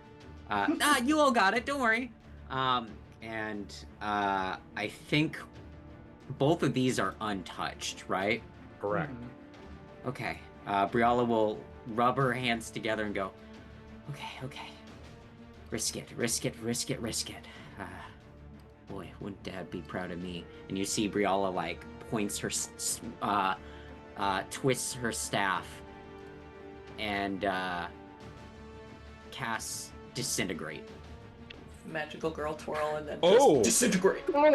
Oh my god! So I they- Straight to. Oh my! They- They need to make a, I believe it's a Fortitude DC. Is it just one target? Yeah.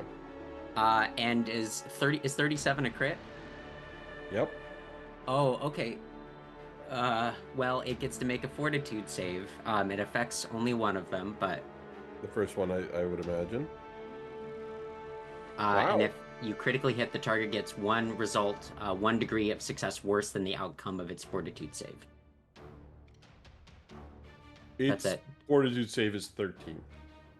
So that's 30. So 30, so That's it a makes failure. it.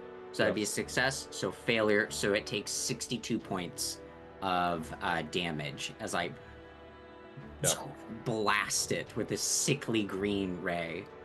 It takes 62 points. I love typeless damage so much. That's amazing. That's just rending force. That's great. Toad, if you can finish that one off. I'm feeling sick. That's my turn. Awesome. All right. Next up then is JDR. JDR's having a hard time damaging these things. Yep. Magic, cold iron, silver, it doesn't matter in the face of whatever these things are. Ghost touch is what force or something similar. I think JDR has a shiver like up his spine as he peeks back and sees Briala unleash a disintegration, and it's just like, huh. No one's seen Briala do that before. JDR just sort of looks back. That earned a cheer. The disintegrate, just sickly rate. It's just like. It would have been great if I'd rolled one lower on the save than it did. Oh. Yeah. 124 is what that would have been. So I just look at this one. I look at my fists. It's like sort of feels lacking now. Then I start punching. Yep. It's So- magic, so it only gets resistance 10, not resistance 20, so that's good. Hey, you know. So that's okay. First attack is 30. Got hit. For So 9 and 4, so 17. yes. So 17. Second attack. They should take the -5. Yep. That's 28 still. That hits. So For 5 and 13. then 8. So 13. And then third attack. Yeah, I'm not gonna hit. Not gonna hit. All right. Nice try. You did some damage. Banda. I am muted again. Mhm. I'm also going to just do my best to finish off this thing. Yep, If it yep, will yep. do the thing. Before we Which one? that, Sorry. it didn't go through. Come on. Okay. Yep. Oh, Okay. thankfully. Brett likes their Quick shadows. question before I go forward. Yep. As part of my first initiative turn, I did a recall knowledge on that mist. It got a 24. What would that result have been as far as knowing about the mist occultism? Sorry. Yeah. You have no idea. Cool. Then we Sorry. aren't going to worry about that. That's something to worry about later. Instead, focusing attention on hitting a creature. If I can click the right window. So we are going to. I'm making use of my great axe. Hopefully that hits. Did it do it? That Good. is a critical hit. Excellent. When dealing a critical hit, is it magic? Got magical runes on it, but it's just an axe. Okay. Do potency runes add the magic quality? Yes. Yeah. Oh, okay, then it is magic. Okay. So it's magic, but it's not ghost touch or anything like that. No. So you only That deal. broke it. You That only deal. should also be an additional bleed damage, but it broke the roll.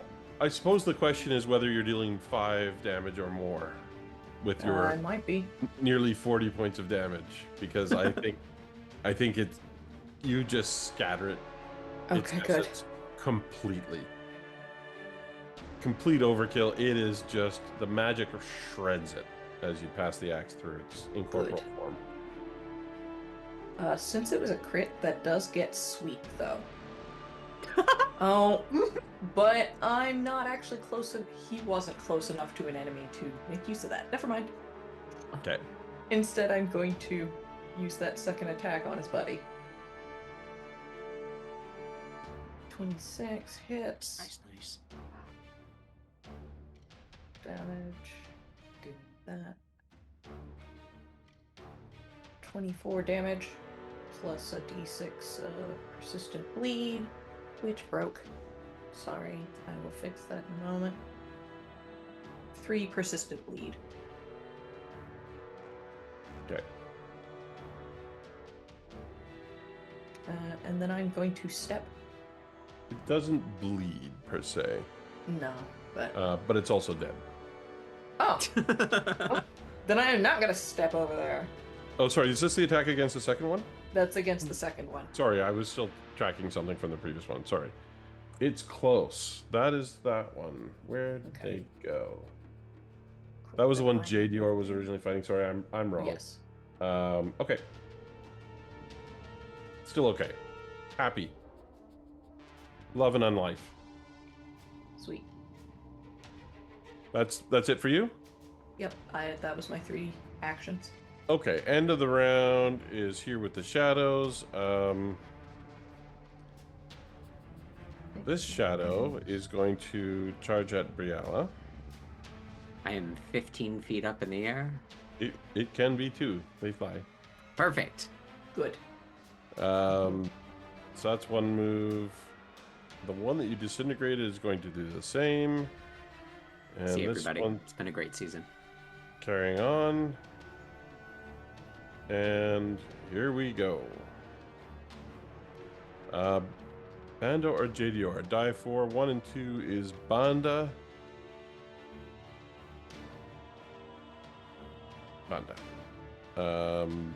Takes a swat at you, only has 2 actions. I'm presuming that's a miss. And that Get back to that screen. It should be. If it is less than 31, it is a miss. and so is the second attack. Sweet. Narrow miss though. Toad attacks on you, your armor class.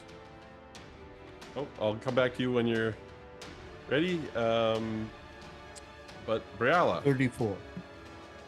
34. 25 and 31 misses on both of those attacks. Brialla, what is your armor class also 34? No, my AC is 28, but with my armor spell, mystic armor, it is 29. Okay. Miss. Oh my! Ah, there it is. There it is. There it is. Is that the one I Okay. disintegrated? Briella shot. Yeah. No, it's the one that you immediately fled. The one that's not been affected by much of anything. So, that's not great. No. I don't know. It kind of is.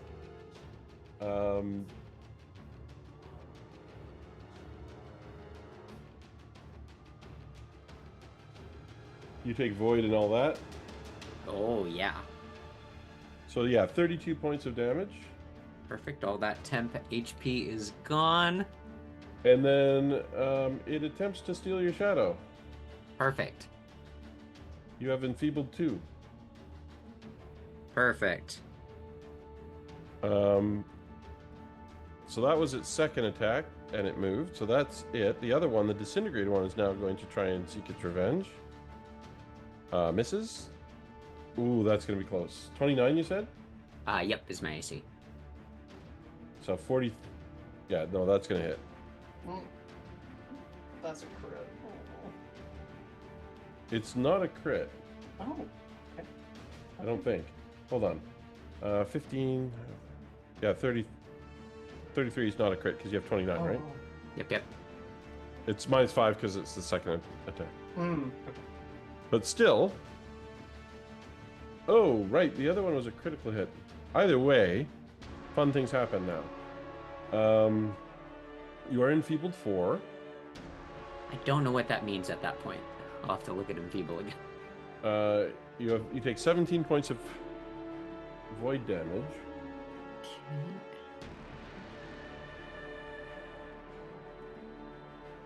Great. Thank you, Chef. Your shadow is ripped off.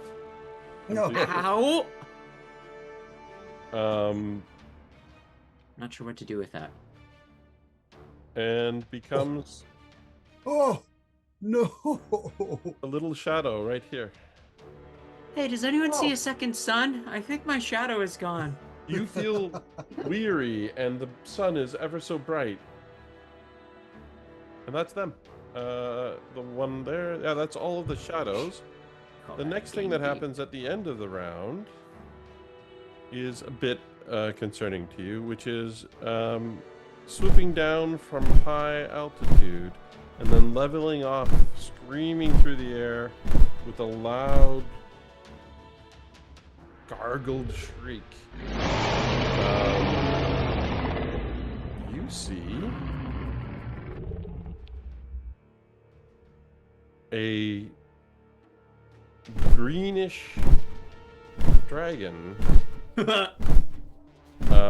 whore! No one invited you. No.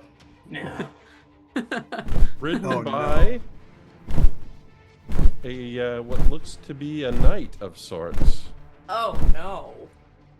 and it ends its turn right there, moving at an extraordinary speed from on high. Hey, everybody. A friend or an enemy? Friend or an enemy? That's the important part. Make a perception check to see whether you can make out. It's not that far away. You know. He might be able to get a sense. I'm up That high. I might be He's able to see so it. sweet. That's not gonna be our friend. Just watch. That's not gonna be our friend. So, the rotted, ghoulish dragon gives a clue. Yeah. Yeah. And the grave knight astride it gives a second. Great. Love it. So we need to clear the board before that thing gets here. So we've got like what, one round to do. It is going to be here really soon. So let's put them on Captain Wilmar. Oh, good thing I And- used all I my good don't like spells. that it has a name. Oh, it has a name. This I don't like that at all. named enemies in the first session. So like, is this? Huh. What's that for? Initiative. Initiative. Oh, cool. Oh, Good for them. Oh, great. No, great, no, great, I don't like great, that. I see. Great. I see. great. Well, they just had their turn, so Yeah, they just had their turn, so it's not until. Nope, it's I don't right like now. that. I don't like that at all. Oh, okay. I really don't like that. It's delightful. I had one moment where I went, gosh, it's nice to just not get our butt kicked into the ground for the first time. And I was just like, yeah, it's my fault. I shouldn't have thought that. I shouldn't have No. impure thoughts, and You this one jinxed happened. Yeah, screw us for having thoughts, right? For hoping. Yeah, why would you have hope? Why would you have hope? It doesn't make any sense. Let's see. Lugernix. The Lugernix is the name of the dragon, in case that was of interest to you. It has a reputation. Hey. So does Lugermix have a separate initiative? I Perhaps don't. one that's a little bit lower that would influence when the dragon is moving. Perhaps. It would be one higher if we roll for the dragon. I'm putting it on the captain's initiative because with mount and rider, that's how I tend to run things for simplicity. Otherwise, your GM gets confused, and then bad things happen. Well, there's It's okay. Or you get Six lag, and the ballistas. mount moves ahead, and the rider stays behind, and then there's catch up, and I don't know. Understood. No worries. It's fine. It's fine. It's great. But a Lugernix has a pretty quick speed. Let's see, where would a Lugernix go? Do we play diagonal movement again? We do. Sort of. Unfortunately, we do. So each single move action is 120 feet. Oh no. Relatable. Hashtag just JDR things. Yeah, so Just that's JD or things. okay. Great. Maybe it's Lugernax, maybe it's JDR. I'm gonna roll a die 3 because it's going for one of the 3 of you. Great. Hit me! Matthew's feeling so smug, but when he TPKs us, he's gonna feel so bad. I will, you know. I will.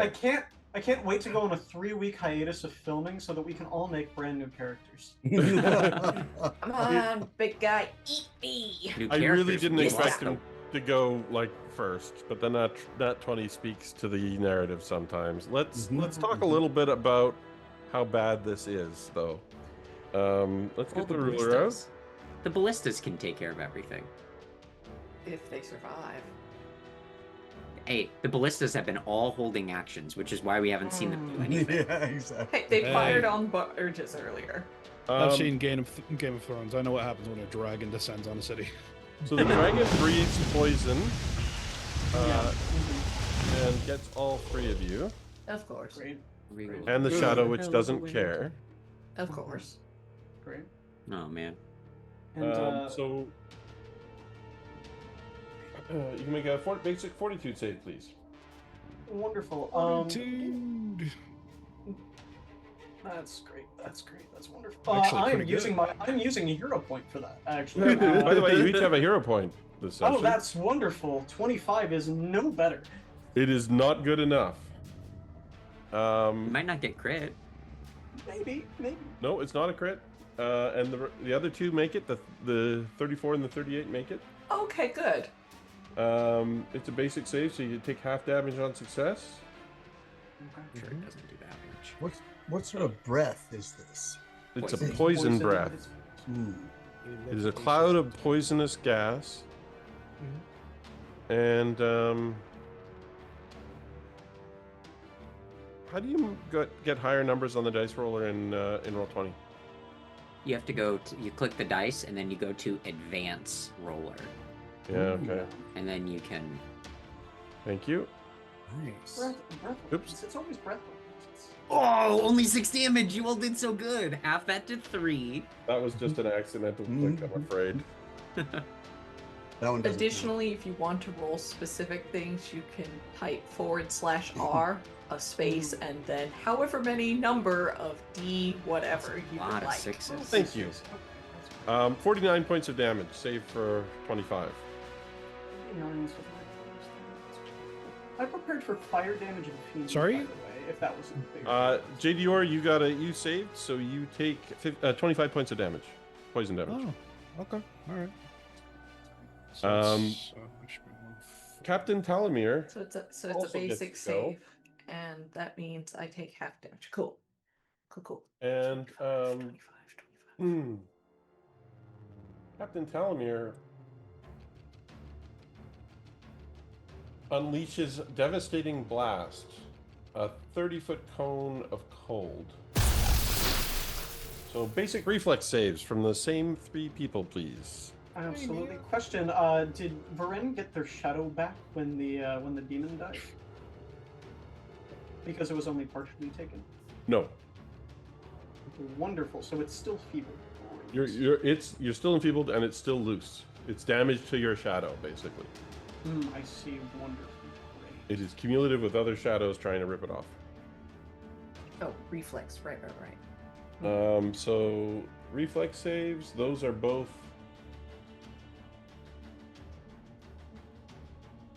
39 critical. it's not going to be a critical.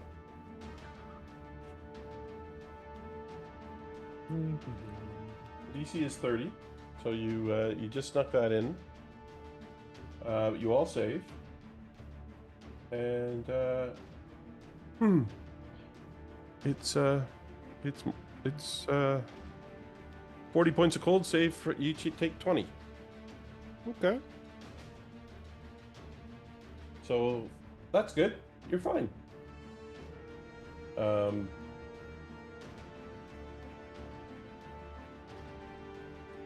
You will also all have a. You can feel a sacrilegious aura emanating from the Grave Knight, and a fear aura emanating from the significantly large dragon. So that's not good. Make a will save, everyone. All 3 of you, sorry. That's just for being close to it. That's a natural 1. Wonderful.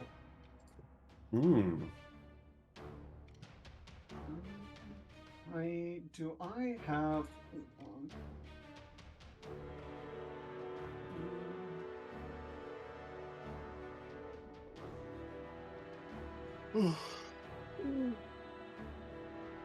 Otherwise, as bear with me.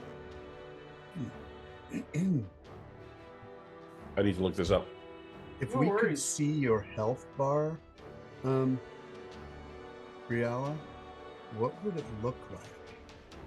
I'm doing great. Why? Yeah? Yeah, it's super good. I have 75 left. I am near full. Nice. Yeah, Briella's not in the most danger of those present, for certain. Did Briella just take like 50 points of damage? Maybe, but you know. You are frightened 1. It reduces at the end of each of your turns. You take a status penalty equal to the value to all checks and DCs. I'm frightened of 1. Wonder. So it has an impact on you. The captain has 1 more action, but I think does not have the reach to attack you outright. And You're a coward and a whore. You should come down and fight me like a man. No. I will fight you tactically. That's what it says. Yep. Probably. Yep. Alright. Well, there's 100 elves here, so I'm sure they're gonna start doing something soon. They are. Their gonna effect redirect. is cumulative. They are unable to damage the shadows at all, and have a lot in front of them with respect to, as you guys are fighting, the catapults continue to fire, the barges continue to move in, the gas keeps moving in, and ghouls are coming out of the water and being slain by soldiers. So there's a lot going on. It's not like the elves are doing much about the dragon. What you do notice is at the end of this Captain Talamir's round, The appearance of the Grave Knight on a dragon, along with these shadows, has dramatically impacted the elves' morale because they thought they were just dealing with barges and ghouls, and that was bad enough. There is some quavering going on in the elvish line. They're holding for now, but it's not what they bargained for. Toad, you're up. All right. Can you identify the more injured of the two demons or shadows, sorry, that are on Briala? That one of them got hit by a disintegrate ray. Must be the one to her south is the one that was hit by the disintegrate. Okay. And I'm thinking that because they are up in the air and because Toad is large, that he can attack them with his extending geese arm without any penalty over the head of this the shadow that's right in front of him. Even more importantly, because they're incorporeal, they don't interfere with your attack. The ghost right. That weird, but nonetheless, I'm not going to impose a penalty. Okay, great. So the quickness action 1 is going to be to strike at that one. Yep. That is has been disintegrated in already a bit. You got it. 41. That is a 30 critical. damage. That is a critical hit, and that destroys it. It was already near the end of its existence. Okay, and the other one I believe I've struck a couple times. Am I right about that? No, it was not Okay. previously struck, I believe. Which one? The one closer or the one on closer to Briala? Briala? Okay. Yeah, You didn't touch that one yet. I think the one in front of you, you've touched. Oh, this is the one that I've touched, the one that came on. No, that one's untouched, Okay. and the other one is untouched. The others. Okay. Give her pick. And the smaller one looks kind of like easier to kill, I suppose. Definitely. I'm definitely going for For that us, anyway. because that's weird and came out of Briala. He probably didn't notice this, but okay. So he's going to do the second strike on that one. 28. A 28 hits. 17 damage plus a single impactful rune for 4 damage. So Give that's me a gonna be second. 21.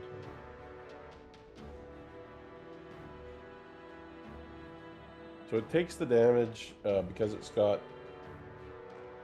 touch, or ghost touch. Mm-hmm. How much damage did you do? 21. Okay, it is still alive.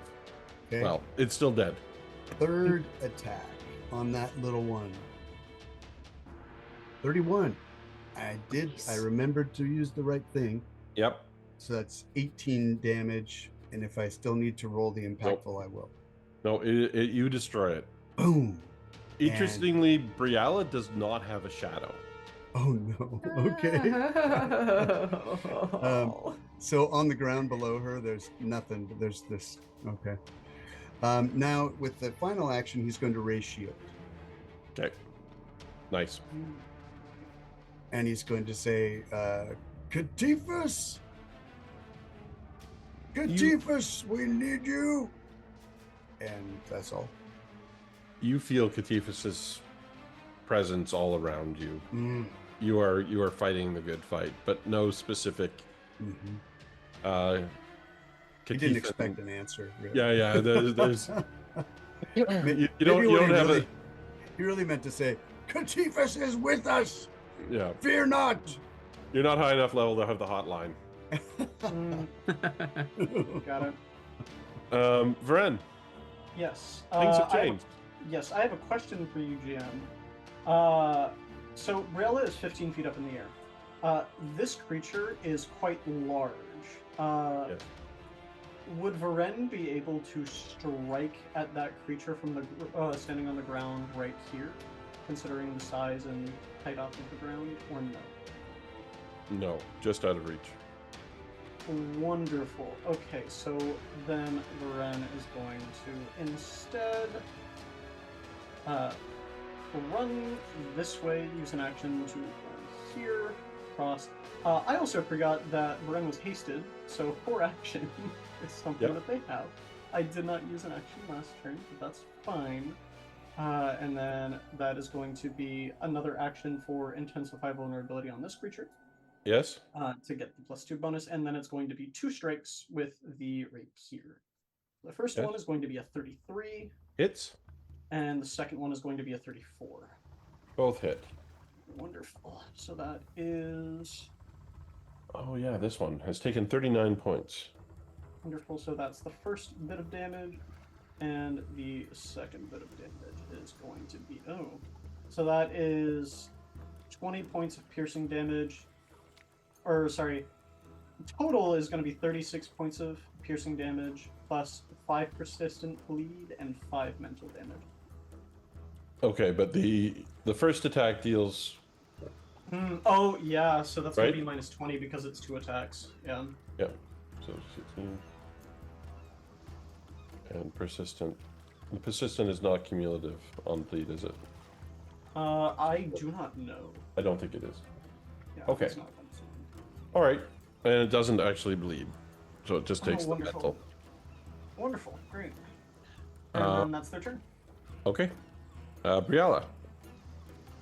I have been bouncing around in my head trying to figure out what to do. How can I help? Ignore the dragon and the grave knight. That is absolutely what all of you need to do, and just until it gets tired and goes away. Briala for sure has a moment where she's like, you know, if I go, I could teleport a mile away right now. I could teleport a mile away right now, and that could be it. Take the commander with you. No one would blame you. I wish I could. The dragon is not on the ground, correct? Correct. It is Okay. still flying at speed, basically. Okay. Can Brielle potentially kick that knight off the dragon? Anything could happen. That'd be so terrifying. I don't know that Briella could actually. I'm sorry. Briella's kind of noodly. Well, I'm not. I'm expecting enfeebled Briella for. spells. You You have are some sort of enfeebled. hydraulic push, I think, last time that you used. I do. 5, 10, 15, 20, 25, 30, 35. Move that grave knight 10 feet sideways. It is no longer mounted. Dunk him. Should I dunk him? I can change to dunk him. Yes. Yeah. I was The going grave to. knight take fall damage. The humiliation alone might kill him. Please. Okay, I'll dunk him. I'm gonna screw everything that was gonna happen. Sorry, I didn't mean to put my finger on the scales, but it's funnier this way. You see, yeah.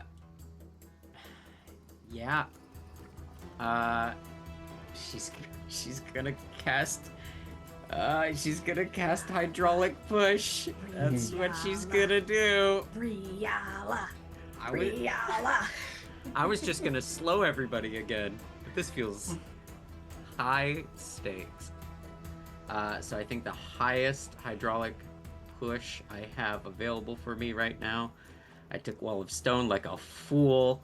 I only have a +1 to this, so give me 1 second and No I'll problem. get this. Get this correct.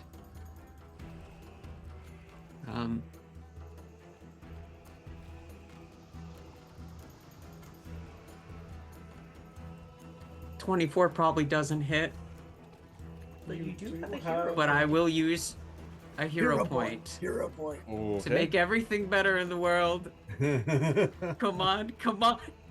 Ooh, 37. 37 to hit. Oh, that hits. Yes! Is it a crit? Is it a Yes! crit? It is not a crit. So he takes 5d6 bludgeoning damage, and I rolled 6, his knockback 6, 4, 5 6, feet. and a 5 for 27 points of damage, and he is knocked 5 feet. 27 points of damage, and he is knocked 5 feet.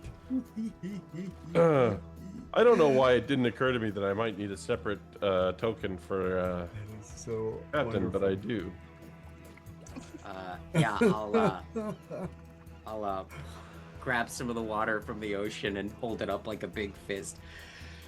And you see Reala smash! Briella is The just like in elevator. a bloodlust right now, covered, like missing her shadow. She's lost all sense of morality. Ah! So there's a vigorous sploosh as this fully armored grave lands in the lake, fully submerged. Epic. Oh, great. Epic.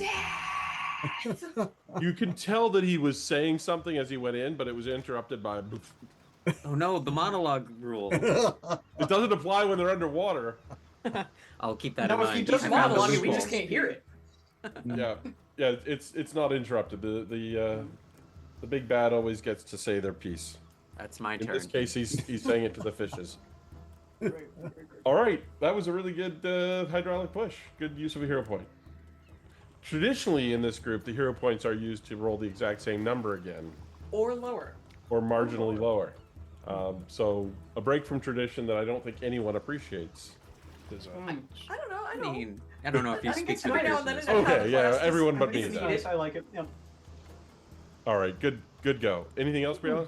You moved No, I and passed? moved and I attacked. All right, JDR, you're up. Okay.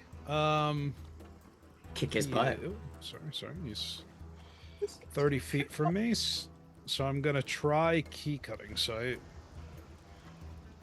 What? Oh, I forgot I added the damage to it. Okay. I need to roll perception actually. Against his fortitude DC. Does 28 make it? Fortitude DC? Yeah, against 28 his does fortitude. not make it. Oh. Can Hero I point? use a hero point to reroll that? You can do whatever you would like with your hero point. Yes! Natural 20! That does it. So that's one action. Next time I hit him, he's gonna take. Well, he's gonna take that 52 up there.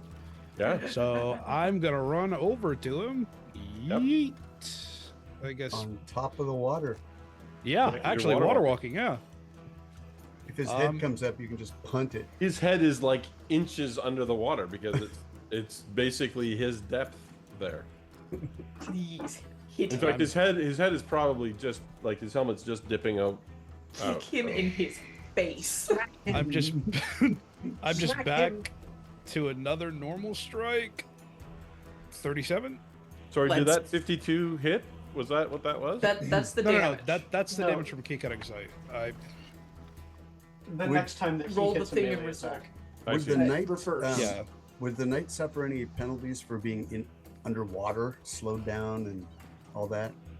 Off guard, maybe. Flanking. Yeah, Kick he's in the he's tongue. definitely off guard, but he's also what are we dealing with? A 37 to hit? Mm-hmm. Yes, 37. With the 37. potential +2. Mm. Yeah, so it's not going to be a crit either way, but it definitely hits. Okay, so that hits. So it's 12 normal damage plus, unless you want me to re-roll the key cutting sight plus the 52 up top there. It takes 52 extra. I don't want you to re-roll the key cutting sight. That's amazing. So that's 52 additional damage. Yeah, Yep. That is because I interesting. strike at his key center. So Yeah, that's 91 points of damage. no. Well done, Well, 52. It's- including the 27 64. from hydraulic push. Oh yeah. Okay. In that case, yeah. Oh, GDR. I crack him upside. I think JDR runs over so fast that he actually slips as he's coming over, and the fish just comes down right on top of the head. Yeah, just you hear a vertebrae crack audibly from that blow. And here's the thing. Captain Talimar is used to being feared and effective. And not humiliated. And Horrendously. he's not accustomed to being dunked in the water and then cracked on the top of the head for Yeah. 91 points of damage in a round. Yeah. This is Kind of like not- the Three Stooges, water balloon, and then bopped on the head. Exactly. So already this is not a good day from Captain Talamir's perspective. Excellent work. Do you have anything left? No, I think just before JDR did this, I think Ben caught an almost feral look like a shark smelling blood before JDR just darted off. Yeah, JDR detected something that wasn't shadowy that he could actually hit. That was such the right call. Thank you. Banda, you are up. Ooh. Alright. I'm not gonna leave you to this, Varen, because, like, I don't want this thing to steal your shadow. Oh, no, Varen also looks bad in general, yeah. Yeah, so we're not gonna do... Banda had that also moment of feral look where it's like, I'm gonna run right after you, and then it's like, oh, and Sten spins around and swings that axe again. Yep. Thank you. If I appreciate it kill this always. thing quick, I can also go dunk on this man. I don't know what that was. It was a 40 hit. Oh! That is a critical hit. Excellent. And a yes. 36. It's 36. 36. Okay, 36 magic. Mm-hmm. Plus Yeah. the 3 from the bleed. Well, it doesn't bleed, so no, just the 36. Just shatters it. Good. Nice. Excellent. Nice little, salute to The Varen. shadows disperse. There's that weird moment where little flickers of shadow, like candle flames, only inverted, exist, and then they just disperse. My next action is actually going to be to try and stealth as much as possible as I am moving. I don't want the captain to know I'm coming for him, but He's Ah. not looking. Yeah, you are he's not concealed gonna- with respect to his position. That is possible. so I was I'm going to say you're in plain sight. You can't really. No. stealth, but I'm not going to hide from a dragon. The dragon knows where I am. Everybody on the beach knows where I am, but Yep. The man underwater might not. Yeah. No. Absolutely, you can make that roll. Okay. After this combat, we're going to have a conversation about dice rolling protocols because you're all rolling better than where I'm accustomed to as your. Look, we deserve this after what Valthorn and his crew did to us. I have to agree. After what This Tormund is the first fight of the did proper us. campaign. Let us Goodness. have this one thing, Matt. And we're all about to get killed by a I dragon don't- next I turn. hear, I don't know why we're all. I hear you. Yeah, I don't know if a 27 works did. stealth-wise, Yeah, you're fine. but cool. I mean, you And- wouldn't know, but Yeah. you can't have. I'm gonna use you as kind of sort of cover just for line of sight, Mhm. JDR, and then Well, you're also water walking. I am water walking. All right, and do you have an attack left? I think you are. You I do. Yeah. So let me roll that second attack. The third stooge. No, 21 definitely won't hit. 21 does not hit. That's All okay. right. Next up are all of my shadows. Where did all my shadows go? Both of your shadows. I guess it's both of my shadows now. All right. The commander's over there. Come at me, you smudge. You bit of soot. Doesn't come at you. Uh-oh. He actually will move all the way around the cover that's been presented and get to the commander that way. But that takes 2 Can the actions. tiger attack? The tiger will be able to attack. Excellent. But first, the shadow's going to attack one time Yes. on the commander. Hitting. That's right. Can't tear off that shadow. Doesn't have the actions. You can't do it. You legally cannot do it. Starts ripping the commander's shadow off. Does some damage. The other one's on Toad. 34. 34. Let's see if he can do it. No. Oh, sorry. That was 30. 19, though, is exactly what he needed on the second. With that -8, dang. 5? 4? I never remember. It's -5. 5. 5. Thank you. So Spellcasters. you take 18 points of damage, Mm-hmm. and you become enfeebled 2, as your shadow is partially ripped off. And what kind of damage is it? Void. 6 points of void and 2 points of Oh, yeah. So it was, sorry, 10 plus 12 points of physical and 6 points of void. Is it slashing or It's, if it's slashing, he's got some resistance there. it's not slashing. Okay. All right, so that was total. How much again? 18. 18. Okay. That's about time you got a little blood off me.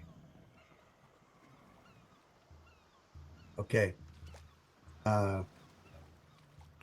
Is he done? Oh, Talimir's turn. Yeah, he's got one action left, and can only hit you with an exceptional roll. Let's see. Misses. Oh. Okay. That's the shadows. Wonderful.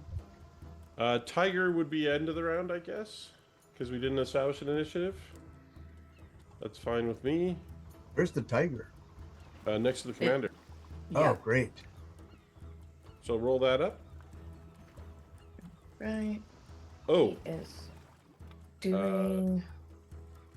the tiger does not have magical attacks. It does not have ghost touch. I don't think it can likely hurt these things. So it doesn't have ghost touch, but it is a magic tattoo tiger. So I don't know how you want to rule that. That's I think the completely fine. summoning, it says summoning, so it summons a creature as the summoning spell, and so Oh, when okay. the spell, it doesn't say it's a magical creature or a creature with magical attacks. Cool. Then it does its best, but if it can't hit, it can't hit. What's its most damaging attack, and what's the max damage on that attack? Its most damaging attack is. Actually, I don't think if it's neither magical nor anything else, I don't think it can hit it at all. It's incorporeal. Yeah, I don't think it can. Yeah. Tiger can provide flanking though, for the captain to take his It attacks. can provide flanking. Excellent tiger drawing, though. So good. He's doing his best. Yeah. He's doing his best. Well, That's and what the the tattoo commander looks like. appreciates the effort. The commander also takes some attacks on the thing, but also doesn't have a magical weapon, surprisingly. All right, so now we are up to the dragon and Captain Talimir. I should have given him the bottled sunlight. The dragon is going to desperately try to attack those attacking his rider. Mindless worm. But you're concealed stealthily, but not against the dragon. No. So we'll roll a die 4, 1 to 2. Again, it's Banda. It is not. Going for Jadior. It cannot breathe again this round. Wouldn't anyways. Oh, no, come after me. But does an impaling charge. 2 actions, moves, and strikes. Tries to hit you with the horn. Your armor class is what? 30. Excuse me. The horn is definitely a hit. Is it a critical hit? No. It's not. Does damage.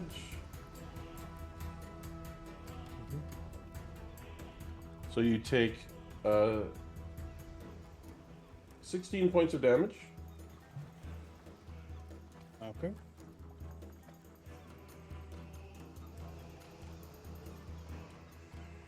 You are impaled on the dragon's horn. Oh.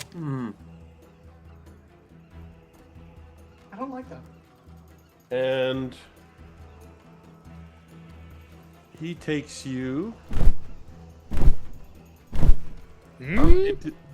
See ya. up into the air, Bye, JDR. flying in a spiral, and you are 100 feet in the air over the beach by the time he's done his 3 actions. Oh, he's gonna be in big surprise. JDR, I don't know what your plan is, but it looks awesome so far. Done. So he does not need to roll to keep you on the horn while moving, and automatically takes you with him. Wow, we really could have talked about this. Banda, on the captain's turn, you're the only one near him. Mm-hmm. He can. You have not, and you attacked, correct? I did attack. So you're no longer stealthed. So he's going to unleash his. Oh, no, he's not. Can't swing a sword. Oh, I guess you could get the sword arm out from underneath. Yeah, he'll try attacking you. It's not like he's attacking underwater where you can't really move the weapon. He just has to lift his arm up and it's above the water. So he's going to do that. And the first attack is not likely to hit you. Your armor class, if you can remind me? 31. And... Yee. If a 7 on the die hits a 31, this is not going to be a good time.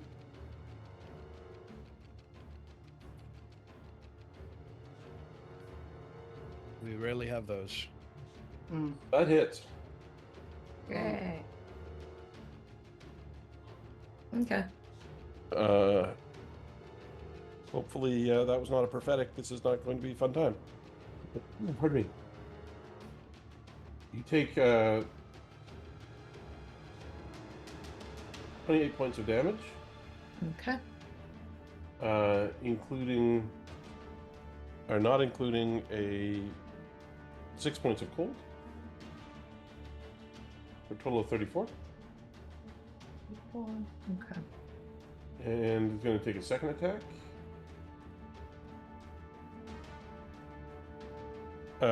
That is also a hit. Of course.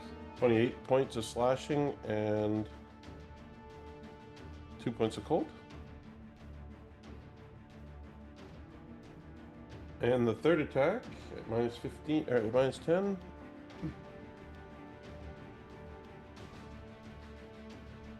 Is a 29. What did you say your AC was? 31. And Misses. how many points damage did you say the second attack did? I will recalculate. It was 15 plus. It was 30 points. The second attack altogether, including the cold. And that's him. That's all he can do. It's probably all he needs. Are you up? Okay. I'm still up, but just barely. Yep. Okay. Toad's turn. Toad's turn. How's the commander looking behind me? He's underwater from your perspective. Oh, No, your commander. Sorry. He's okay. All right. So I'm going to take out this one in front of me. Try to. First attack with the quickened. Now I put enfeebled on, and I'm not sure where that's going to show. Oh, my damage is much less. Okay. Yep. Got it. All right. First attack. Is that enlarge you have going, but you're still big. 24. Miss. This one has not been damaged, has he? No. Yeah. Okay. Second attack. Ooh, boy, that enfeebled really hurts. Yep. All right. He's gonna do lay on hands with the mercy that removes enfeebled. Okay. And I don't know if that just removes one level of enfeebled.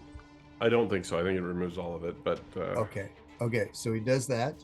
Yeah. That also heals him back to top and gives him a 36 AC until his next turn. I mean, not to step on your round, but wouldn't it make sense to do the lay on hands first? I can't because the quickness thing, the first thing has to be an attack. Right. Okay. And I didn't realize that it was making that such a difference. Yeah. Until twice. Fair enough. I should have known though, because his bonus is 24 to hit. Yeah, if you'll give it to me, I'll go. You're still in your round. I think I'm acknowledging you didn't realize what a difference that was making, but in the same round you were planning on doing the same 3 actions. You're just changing the order of them. That's fine. Okay, and then for the last thing, he's going to raise his shield. Okay, so does that second attack hit if you are not enfeebled? Oh, I see. Well, let me do a little exam. I don't know if it makes enough of a difference, actually. What was the? It's only a -2. Yeah. Oh, it's a -5. Oh no, sorry. It's only a minus Yeah. 2. Mhm. So you It's rolled a listing as a 4. -5. It's a -1 per Oh. value of the status. Pardon me. All right. Okay. So it would not have mattered. All so right. he just rolled really bad. Yeah. Got Trying to it. restore balance. I appreciate that. Ren. Yes, so Varen is hasted. This is the second to last turn that they have that. So they have one action that they can only use to stride or attack. They're going to Yep. use that action to walk 30 feet right there. They are going to use the next 3 actions to juggle. Like 2 actions are going to be to juggle the sword, pull out a moderate healing potion and drink it, and grab the sword again. Yep. So that is going to be 3d8 plus 10 healing. That's a good idea. Yep. So 24 points of healing. That is beneficial. Yep. So that is going to be up to 57 HP. And then we are going to roll for exploit vulnerability on the captain. Okay. And that's a 37. Ooh, That is good enough. nice. Absolutely. Is that a critical success? I doubt it is, considering this individual. That is a great question. I don't. I highly doubt it, but I want to ask No, anyway. it's not a critical. Yeah. So it's just the highest weakness and one important fact about the creature. You already know about the devastating blast. So that's an important one.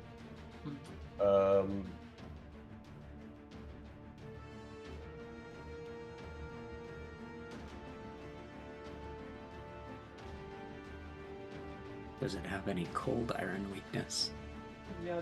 Does he have any weaknesses? Besides large drops? So this is something I'm going to give you an ability that's interesting, and I may have misdone this with JDR's Key Strike, but the way that the turn went, I think he was outside the aura when it started. But his Sacrilegious Aura, when a creature in the aura uses a Vitality spell or ability, the graveyard automatically attempts to counteract it. Okay. Your Wonderful. potion is neither, I believe, so I think that's fine. But that's the interesting thing you learn. In terms of vulnerabilities, there are none. Wonderful. So I am going to instead do the personal antithesis, and that is going to be stinky damage because he is stinky. Wouldn't he revel in stinky damage? You know what? Soap damage it is then. Yeah, I like that better.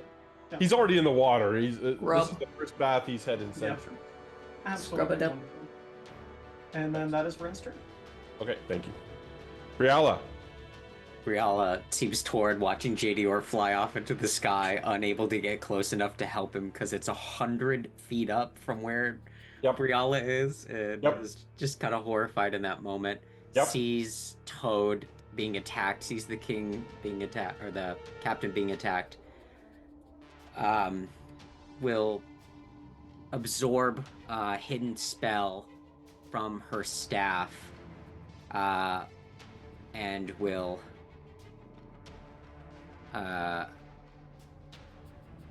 is there, because he's being flanked right now, would that give me any help with him being in the water and flanked?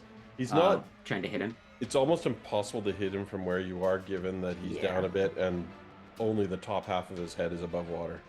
Cool. I go directly above him, 15 feet up, and I point directly down onto his head. That'll do. And the spell I pull from my spell, Briella braces herself against the wings, and will regain a 6th level spell slot. Ooh. Oh. And we'll cast Disintegrate. 36. They need to make a basic saving throw of Fortitude DC 30, which I'm sure they will do okay at, but... Yeah, they have pretty good fortitude saves, but the 36 hits. Yeah, the 36 hits, and if they're off... Yeah, sorry, go ahead. I didn't know if will I get a part of the flanking or off guard or anything like that? I don't with think this? you get flanking or off guard from any of that. Okay. But there's no way you can get it to a critical hit even if you did. Cool. I'm going to tell you, what was the DC on the disintegrate? DC 30. I'm sure he's got like a plus 28 or something like that, but it's the highest damaging I'm spell. going to share it even with at you half because I damage. think it's important to know when these dice roll. He's plus 20 on his fort save, so you have a 50-50 shot. Nice. And All what right. happens if he fails? If he fails, he takes Oh, damn. 72 points of force damage, and if he if he fails it, Takes 144. yeah, I'll roll crit damage. Would you gets like one- to roll the die 20? Would you like to No. use a physical dice? Not really, but I will. Are you I rolling? think this is a real dice moment. You could. This guy Please deals a disintegrate him. whole. If you have a way of getting the camera to look exactly at the dice, I think the audience would love to see whether you end this guy or not. So you're rolling the saving throw? She's rolling the saving throw? I'm asking her to roll this guy's saving throw. That's right, because it's a 50-50 shot. Trying to think of a way to roll this that makes sense. I can do it if you'd like, but Why don't you I do think it? it's more fun for you to do it. I can do it. I can hold up my box and I can. Yeah. That I can't is see what it un- says. It's too much glare. We can't see it all. Claire. Oh Can you my see God, the it's natural natural one though? Can you see the natural one okay though? Oh my Alright. god. Yeah. Can you see that natural Yeah, one? Is we that did coming in shadow clear? it. Riala, I That love. is awesome. Oh my god. Just green ray right down the. So, okay. He's looking up. And he's got his mouth open. He's kind of gaping. Damn, I think So- I'm in love. So I don't know if that's a crit on a crit fail for him. Do I roll crit damage on this based off of the spell? If you hit a creature, it takes 12d10 damage, no damage type with a basic fortitude save. If you critically hit, the target gets a result 1 worse. So does he just straight up get a failure then? Or is a natural 1 a critical It's a failure? critical failure. Okay, I will roll that critical damage.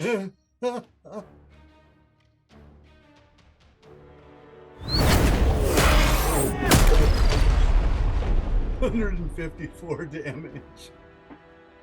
He is vaporized, Nice.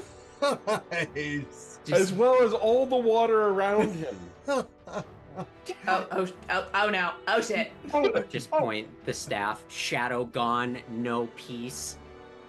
Banda and Varen, from their perspective, they see this green line of doom pass straight between them with not enough room for error to be really comfy about it and just obliterate this guy.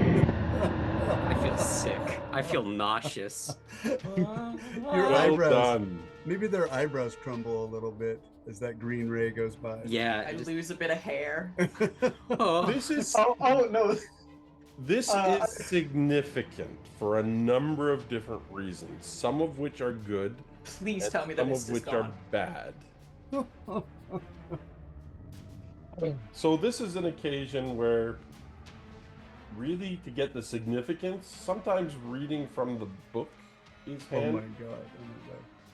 You ain't coming back from a disintegrate in No. any way. No, the gear remains though, and I think that that's a very important thing to keep track of. What's that? The gear. No, the gear remains. The gear does remain. You're not wrong. Oh We'll my get to God. that in a second. Here's the part. If the PCs defeat the undead knight, the magic that propels the barges falters and fades. He was the conduit by which the barges were propelled. Okay. Okay. It's a simple task for the elves then to sink them all as they're motionless. They don't get into the shallow waters where the ghouls can then come ashore. A cheer goes up as the first of the plague barges slips under the waves from the catapult fire. So that's important. I thought I read something different. I don't believe the ghoul dragon loses its animation force, which was what I was worried about. Okay, but the barges just stop. Do you have anything else you'd like to do on your turn? No, I think that was despite how pretty Gwen's good. feeling, Briala's like stone cold killer, like, don't come back. He Yeah, you cannot. tell them. They're gonna help the commander. I don't think that tiger's Fantastic. doing much. JDR? Lovely. All right, Oh, where's JDR, Hey. Hey, where's Um, Perry? you're on a dragon horn. Yep. I'm impaled on a dragon horn. You can release yourself. And fall? You can try and maneuver. You can release yourself and try to hang on. You can release yourself and fall. You have lots of options. There's a seat. There's a saddle up there, right? There is. The dragon is riderless currently. What do you do? Can I produce my grappling hook and use it to just like hook in and pull myself off of the horn? Yes, you can try that. What would you like me to roll?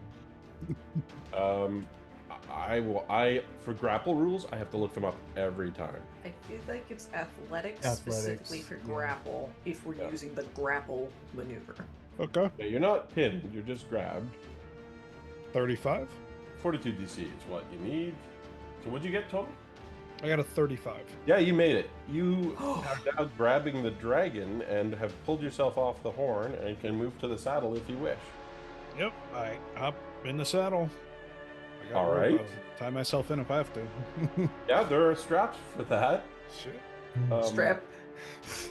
Drive this monster to the ground if you can, but I don't think you can. Is there a steering wheel? Are you trying to? There are reins. What do you do? I don't know if this thing can understand me. I don't speak dragon. I just got nothing to go on. I'm just like, hey man, it's you and me up here. Do you try to steer it to the ground? Yes. All right. Give it a shot. Do you have any relevant animal handling skills of any kind? Its intelligence is reduced by the fact that, but it's still brighter than the average beast. It is human intelligence, basically. No, I don't have any animals. You think to handle any Yep. animals? All right, That's but the sweet, I reins guess, are but designed also- to compel it. So let's see what happens. I'm just gonna ask you to. How are we gonna do this? Yeah, I need a die 20 roll from you, and add your dexterity, please. Your dexterity bonus. Okay. So let's roll the d20 first. Yeah, that makes sense. 5 plus my dexterity, 4. Oh, So 9. All right. Yeah. Come You on. are come not on. able to control the thing at all. So you have one action left, or two if you're quickened. No, I'm not quickened. Again. JDR still no idea what's going on down there at the bottom. Correct. Um,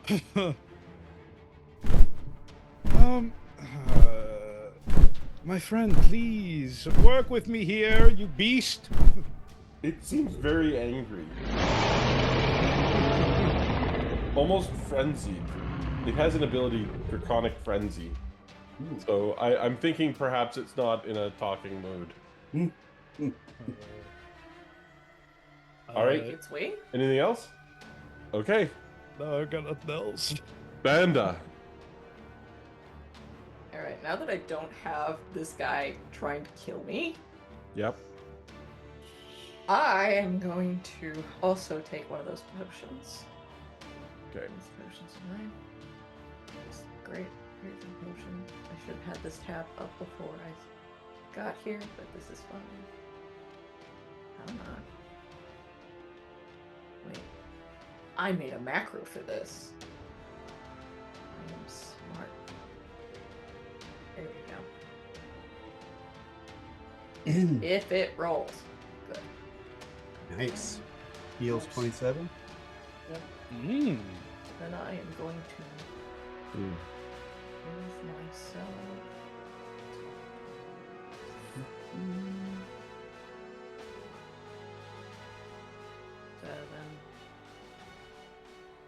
Okay. I'm not going to be able to get close enough to the commander to assist with that. Maybe you could help JDR. Yeah. Not sure how I'm going to do this. Because I don't know if my bow can reach. It's 100 feet in the air. It is. Plus. Boink.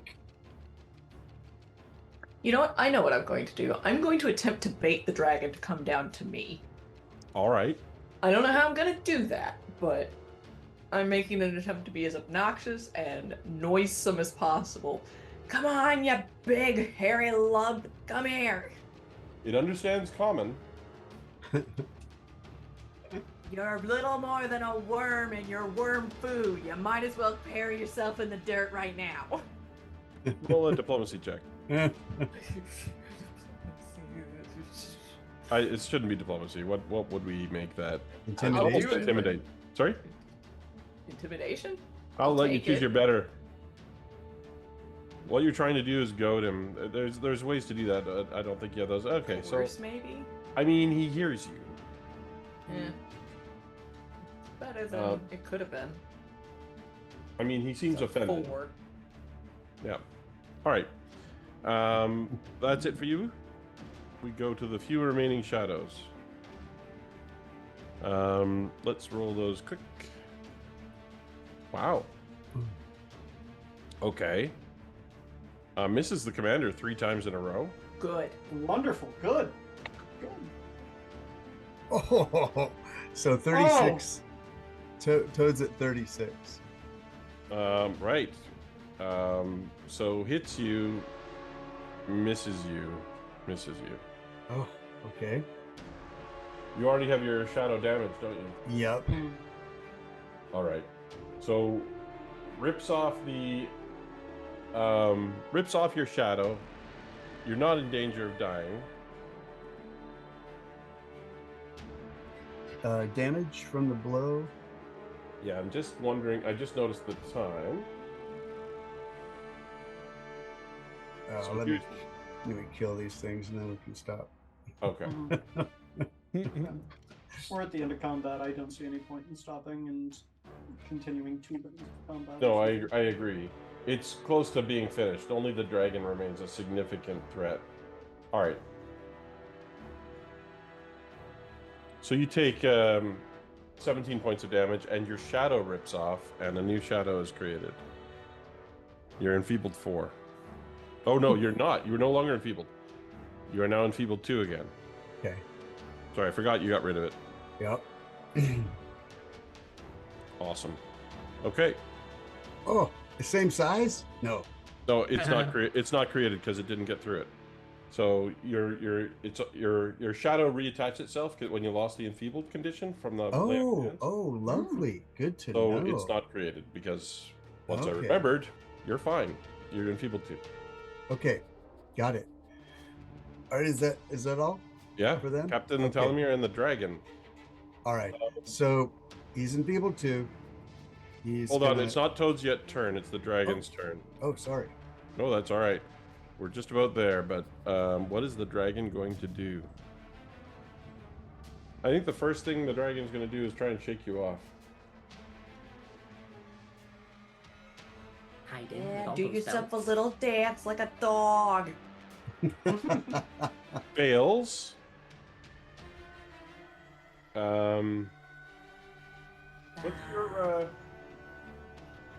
What's your fortitude? My fortitude? Yeah. 19. Okay, so it needs a 29. I see you no roll over. Can you sit and stay too? How about bag? So yeah, it strikes you with one of its claws, dealing a bunch of damage. Take 23 points of slashing damage. Yikes. Grabs you, so you're no longer in the saddle, and drops you.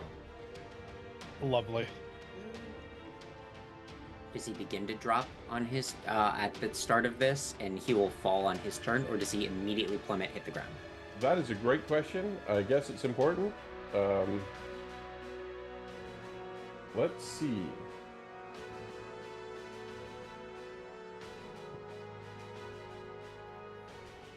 I guess that's a question of how many seconds does it take to plummet to the ground from there. 100 feet up in the air, it might not be I think it happens immediately. I don't see anything about it being delayed. Okay. Bludgeoning damage equal to half the distance you fell, it says. That is not a lot of damage. Only 50 points? Just if you fall more than 5 feet. Yeah, you can ignore some of that, JDR? No? I actually don't think so. Okay. Yeah. Should be Shanda taking has the cat falling. ability, I think. We're all wishing it. Alright. I gotta take cat falling. You take 50 points of damage. Ow. And you land prone. Oh. It's just this wailing noise and then a thud sound on the sand. Actually, you can reduce the damage by 10 because you landed on a soft surface. Sand is somewhat it's not that yielding, but I think it's better than the stone dungeon floor that the rules would imagine. 40 points, let's call it. Okay. The dragon, yeah, exactly. The dragon tries to find its rider, and spends its third action looking around. Toad, you're up. Okay. Is it You hovering? need him to hold your hand. It's flying. It's circling. Okay. Okay. And it's At still at 100 feet, or has it come closer? It's at 100 feet. Okay. All right. First attack from Quickness Potion. 34. You're attacking the shadow? Yep. Yeah, that's a hit. Okay. Next action, remove Enfeebled. Yep. And then second attack. Where is it? There it is. Second attack. 21. Do you have any hero points left? I do. Let's take it. Near the end of the session. Oh, crit! Nice. Yes. Fantastic. Okay, so that's 48 plus oh, I forgot to do the impactful for the first hit. So here's for the first hit, add 6 points of damage, and then for this crit, 4 and 2, so another 6. And it's gone. Yes, and I still have an attack. You do. And you can attack at range. Yes, but what I'm going to do is use my honkin' movement to flank this dude, and give a sweet smile, which when Toad does it is really kind of hideous, and raise his shield. Cool. Awesome. We have Varen up next. Oh, wonderful. So the first thing that Varen is going to do is going to roll Esoteric Lore for Exploit Vulnerability on the Dragon. Okay. It's a 36. Yep, you get it. So highest weakness, if it has any. It has none. Wonderful. We are now doing I think we're going to be damage. We're doing orphan damage to the dragon because its rider just died. Okay. And now Varen is going to pull the helmet that is not attached to anything out of the water and call up to the dragon and say, "Oi! How does it feel for your dad to be dead?" Mm-hmm. Varen, and then I'm is- above you right now. Varen, I'm in the sky right above you. And then Varen is immediately going to use the remaining, the final action, or the final 2 actions, one of which is the last tasted action, to move 60 feet this way over to this tile and hoping that the dragon has to waste an additional action to potentially go over. Right, understood. Okay. At this point, the elven archers, because the dragon is not occupied by any JDRs, are also trying to fire at the dragon on their initiative. Briala, yeah. I believe I can at least move here if I didn't totally. I have a little bit more. I already measured this out, so I know I could do it. I am going to cast. I'm going to cast a spell, everybody. Okay. If we're Wonderful, shocked, great. Guidance. What spell? What spell? they need to make a basic reflex save as I upcast Sudden Bolt. It needs to make a DC 30 reflex save. This shadow right here. Okay.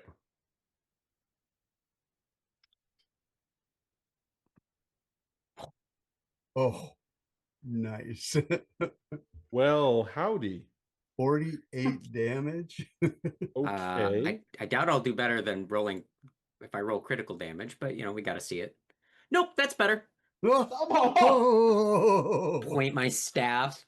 It is lightning damage if they have resistance, but Brielle is a walking nuke. give me my shadow back. That's what a civic wizard is like. It is dead. I can build bridges too, guys. Y'all, I can build bridges. It is Really good outright bridges, and also Fried shadows on the menu. All right. Well It's my done. turn. Well done indeed. JDR, you're fine. God, that is so great. Yeah. Brielle has had the best rounds. I think Jador is just sort of moaning and groaning, stuck in the sand, reaching around. It looks crazy that he takes an alcohol miniature out and pops it in his mouth. And with my last focus point, I'm gonna cast Harmonize Self to regain 40 hit points. But when I cast a key spell, I can also regain 12 hit points for free. Awesome. Nice. So 52 hit points. Solid turn. That gets rid of 52. their falling damage. So that's 100 feet and you are fine. Yep, I go from moaning and groaning to pulling myself out of my would-be grave. A little bit of grain alcohol will fix everything. Oh, yeah. 100 foot Well, falls. It's the lesson. believe it or not. what's that one called? What's that Viewers, one do not called? try this at home. JDR, what's that one called? It just pulled you out of the dirt. He doesn't have a drink. Some. It's Northern Hug. It's Northern Hug. It's not a drinking problem, it's a drinking solution. I think it's in a this Bay case- Breeze, actually. Wow. Believe Anything it or else, JDR? not. Believe it or not, that was one action. I believe it. Oh, standing up, I guess, yeah. Or wait, I guess that would be another action if that's I guess it. And then I'll just look up at the dragon. Go home. Yep. Banda. I am. Oh, something interesting happens on the initiative tracker because shadows are gone. Yeah. Captain Telomere is about to go away. You know what? I can make the attempt at this shot, and it's Yep. gonna be fine. I drop the axe. I make an attempt to aim with the bow. Hopefully that hits. No idea. Hero That's point? not hit. No, that doesn't hit. That doesn't hit. That's okay. That's okay. Take another shot. Have you done your hero point yet? Yeah, I already did Okay. that for something else. And you know what? Yeah, might as well give it a shot. Why? Because moving to go deal with anybody else will be a bad idea. There's no one else around. If I were to try and go link up with Briala or the Right. commander and stuff, it'd be like, hey, come hit us. Yeah, I don't think a 26 hits the dragon either.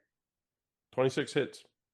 Oh, Oh, the dragon. Sorry, I'm thinking of the. No, it does not. It misses. Oh, Sorry, I was thinking of the shadows. All right. After that, we get to the dragon, and the dragon, seeing the demise of its rider, takes Jadior's advice and books it, Good.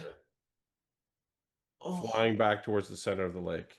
The yellow fog is dispersing. It takes about 10 minutes for the elves with the catapults to sink the motionless barges, and they all go to the bottom. The ghouls go too deep because they weren't able to get close enough. And so after 10 minutes, the Battle of Lantana Beach is over, and the heroes of Lantana Beach are pronounced. It's obvious who carried the day here. Between weapons that could attack at range, melee combatants who were a match for shadows with no substance, and a mighty wizard who was able to disintegrate a grave knight and electrify a shadow, Knock him off of his in front dragon. of hundreds of elven soldiers. This is a very public victory, and there is a very immediate celebration once they knock the last of the barges below the waves. Right there on the beach. Yeah, so now's a good time for that ale. Now's a good time for the ale. And the commander Brave knights. no longer is resistant to consuming alcohol with the heroes of Lantana Beach. Well done, everyone. Balls where he stands. Our There is shadows. nothing else to say. This encounter, a resounding success and a difficult one. Whew, yeah. There was a moment when We darn near died again. Riala was like surrounded up in the air. All of you And down. Jadior was on a horn of a dragon. Banda nearly died And Banda, again. that Not an was easy fight, but you marshaled your resources carefully and you planned your actions carefully, and you prevailed. Well done. Well, what are you going to do without a shadow there, Briala? I guess that's kind of handy if you're sneaking around. Your shadow won't give you away. I don't think I need it anymore. I'm pretty sure it was holding me back. You know, in some ways, you could. Ominous. You You know, I could- really. Huh? You do you lose yours too? No, Uh, I'm sorry? No. I mean, Varen, you still got your Oh. shadow? Oh, it's hanging on by a thread, but admittedly, Briella, when I'm speaking to you without your shadow, I have to admit I don't quite know where to look anymore. Social anxiety. Yeah, that'll happen. Oh no, like up to this point, Varen has only ever been speaking while looking at everybody's shadows. Period. Like never making eye contact and nothing. Maybe, Well- maybe we can get it back. I don't know. The general rule, Varen, is look up here. Just look up. I understand. I've been told that before, but it just doesn't make sense for me. It's much easier for me to commiserate with the things that I'm a bit more familiar with. Well, you know about shadows. What's wrong when if you don't have a shadow? Is that any big deal? Perhaps I could make an esoteric lore check. Absolutely, you could. Yes. I feel great. That is a Ooh. 39. 39. Yeah, you're pretty sure when the enfeebled condition goes away, her shadow will reestablish itself. Oh, And for the record, it doesn't honestly feel that great because you feel incredibly weak. So putting on a brave face is fine, but objectively, it does feel a little crappy. I lost all my inhibitions. I'm ready now. Yep. All right, come here. Bring it You in. had Bring it in. Bring it inhibitions? in. Let's no, not that kind of bring it in. Oh, What's the okay. focus? Sorry, I was really excited. I thought you Trying did to so patch good. you up. We had Find better the go. sleep It is what's late. okay. Okay. Yeah. That was a great first session. Thank That you was all. fun. We'll see you next It time. was Thanks wonderful. for watching. Absolutely. Have a good night. Bye bye.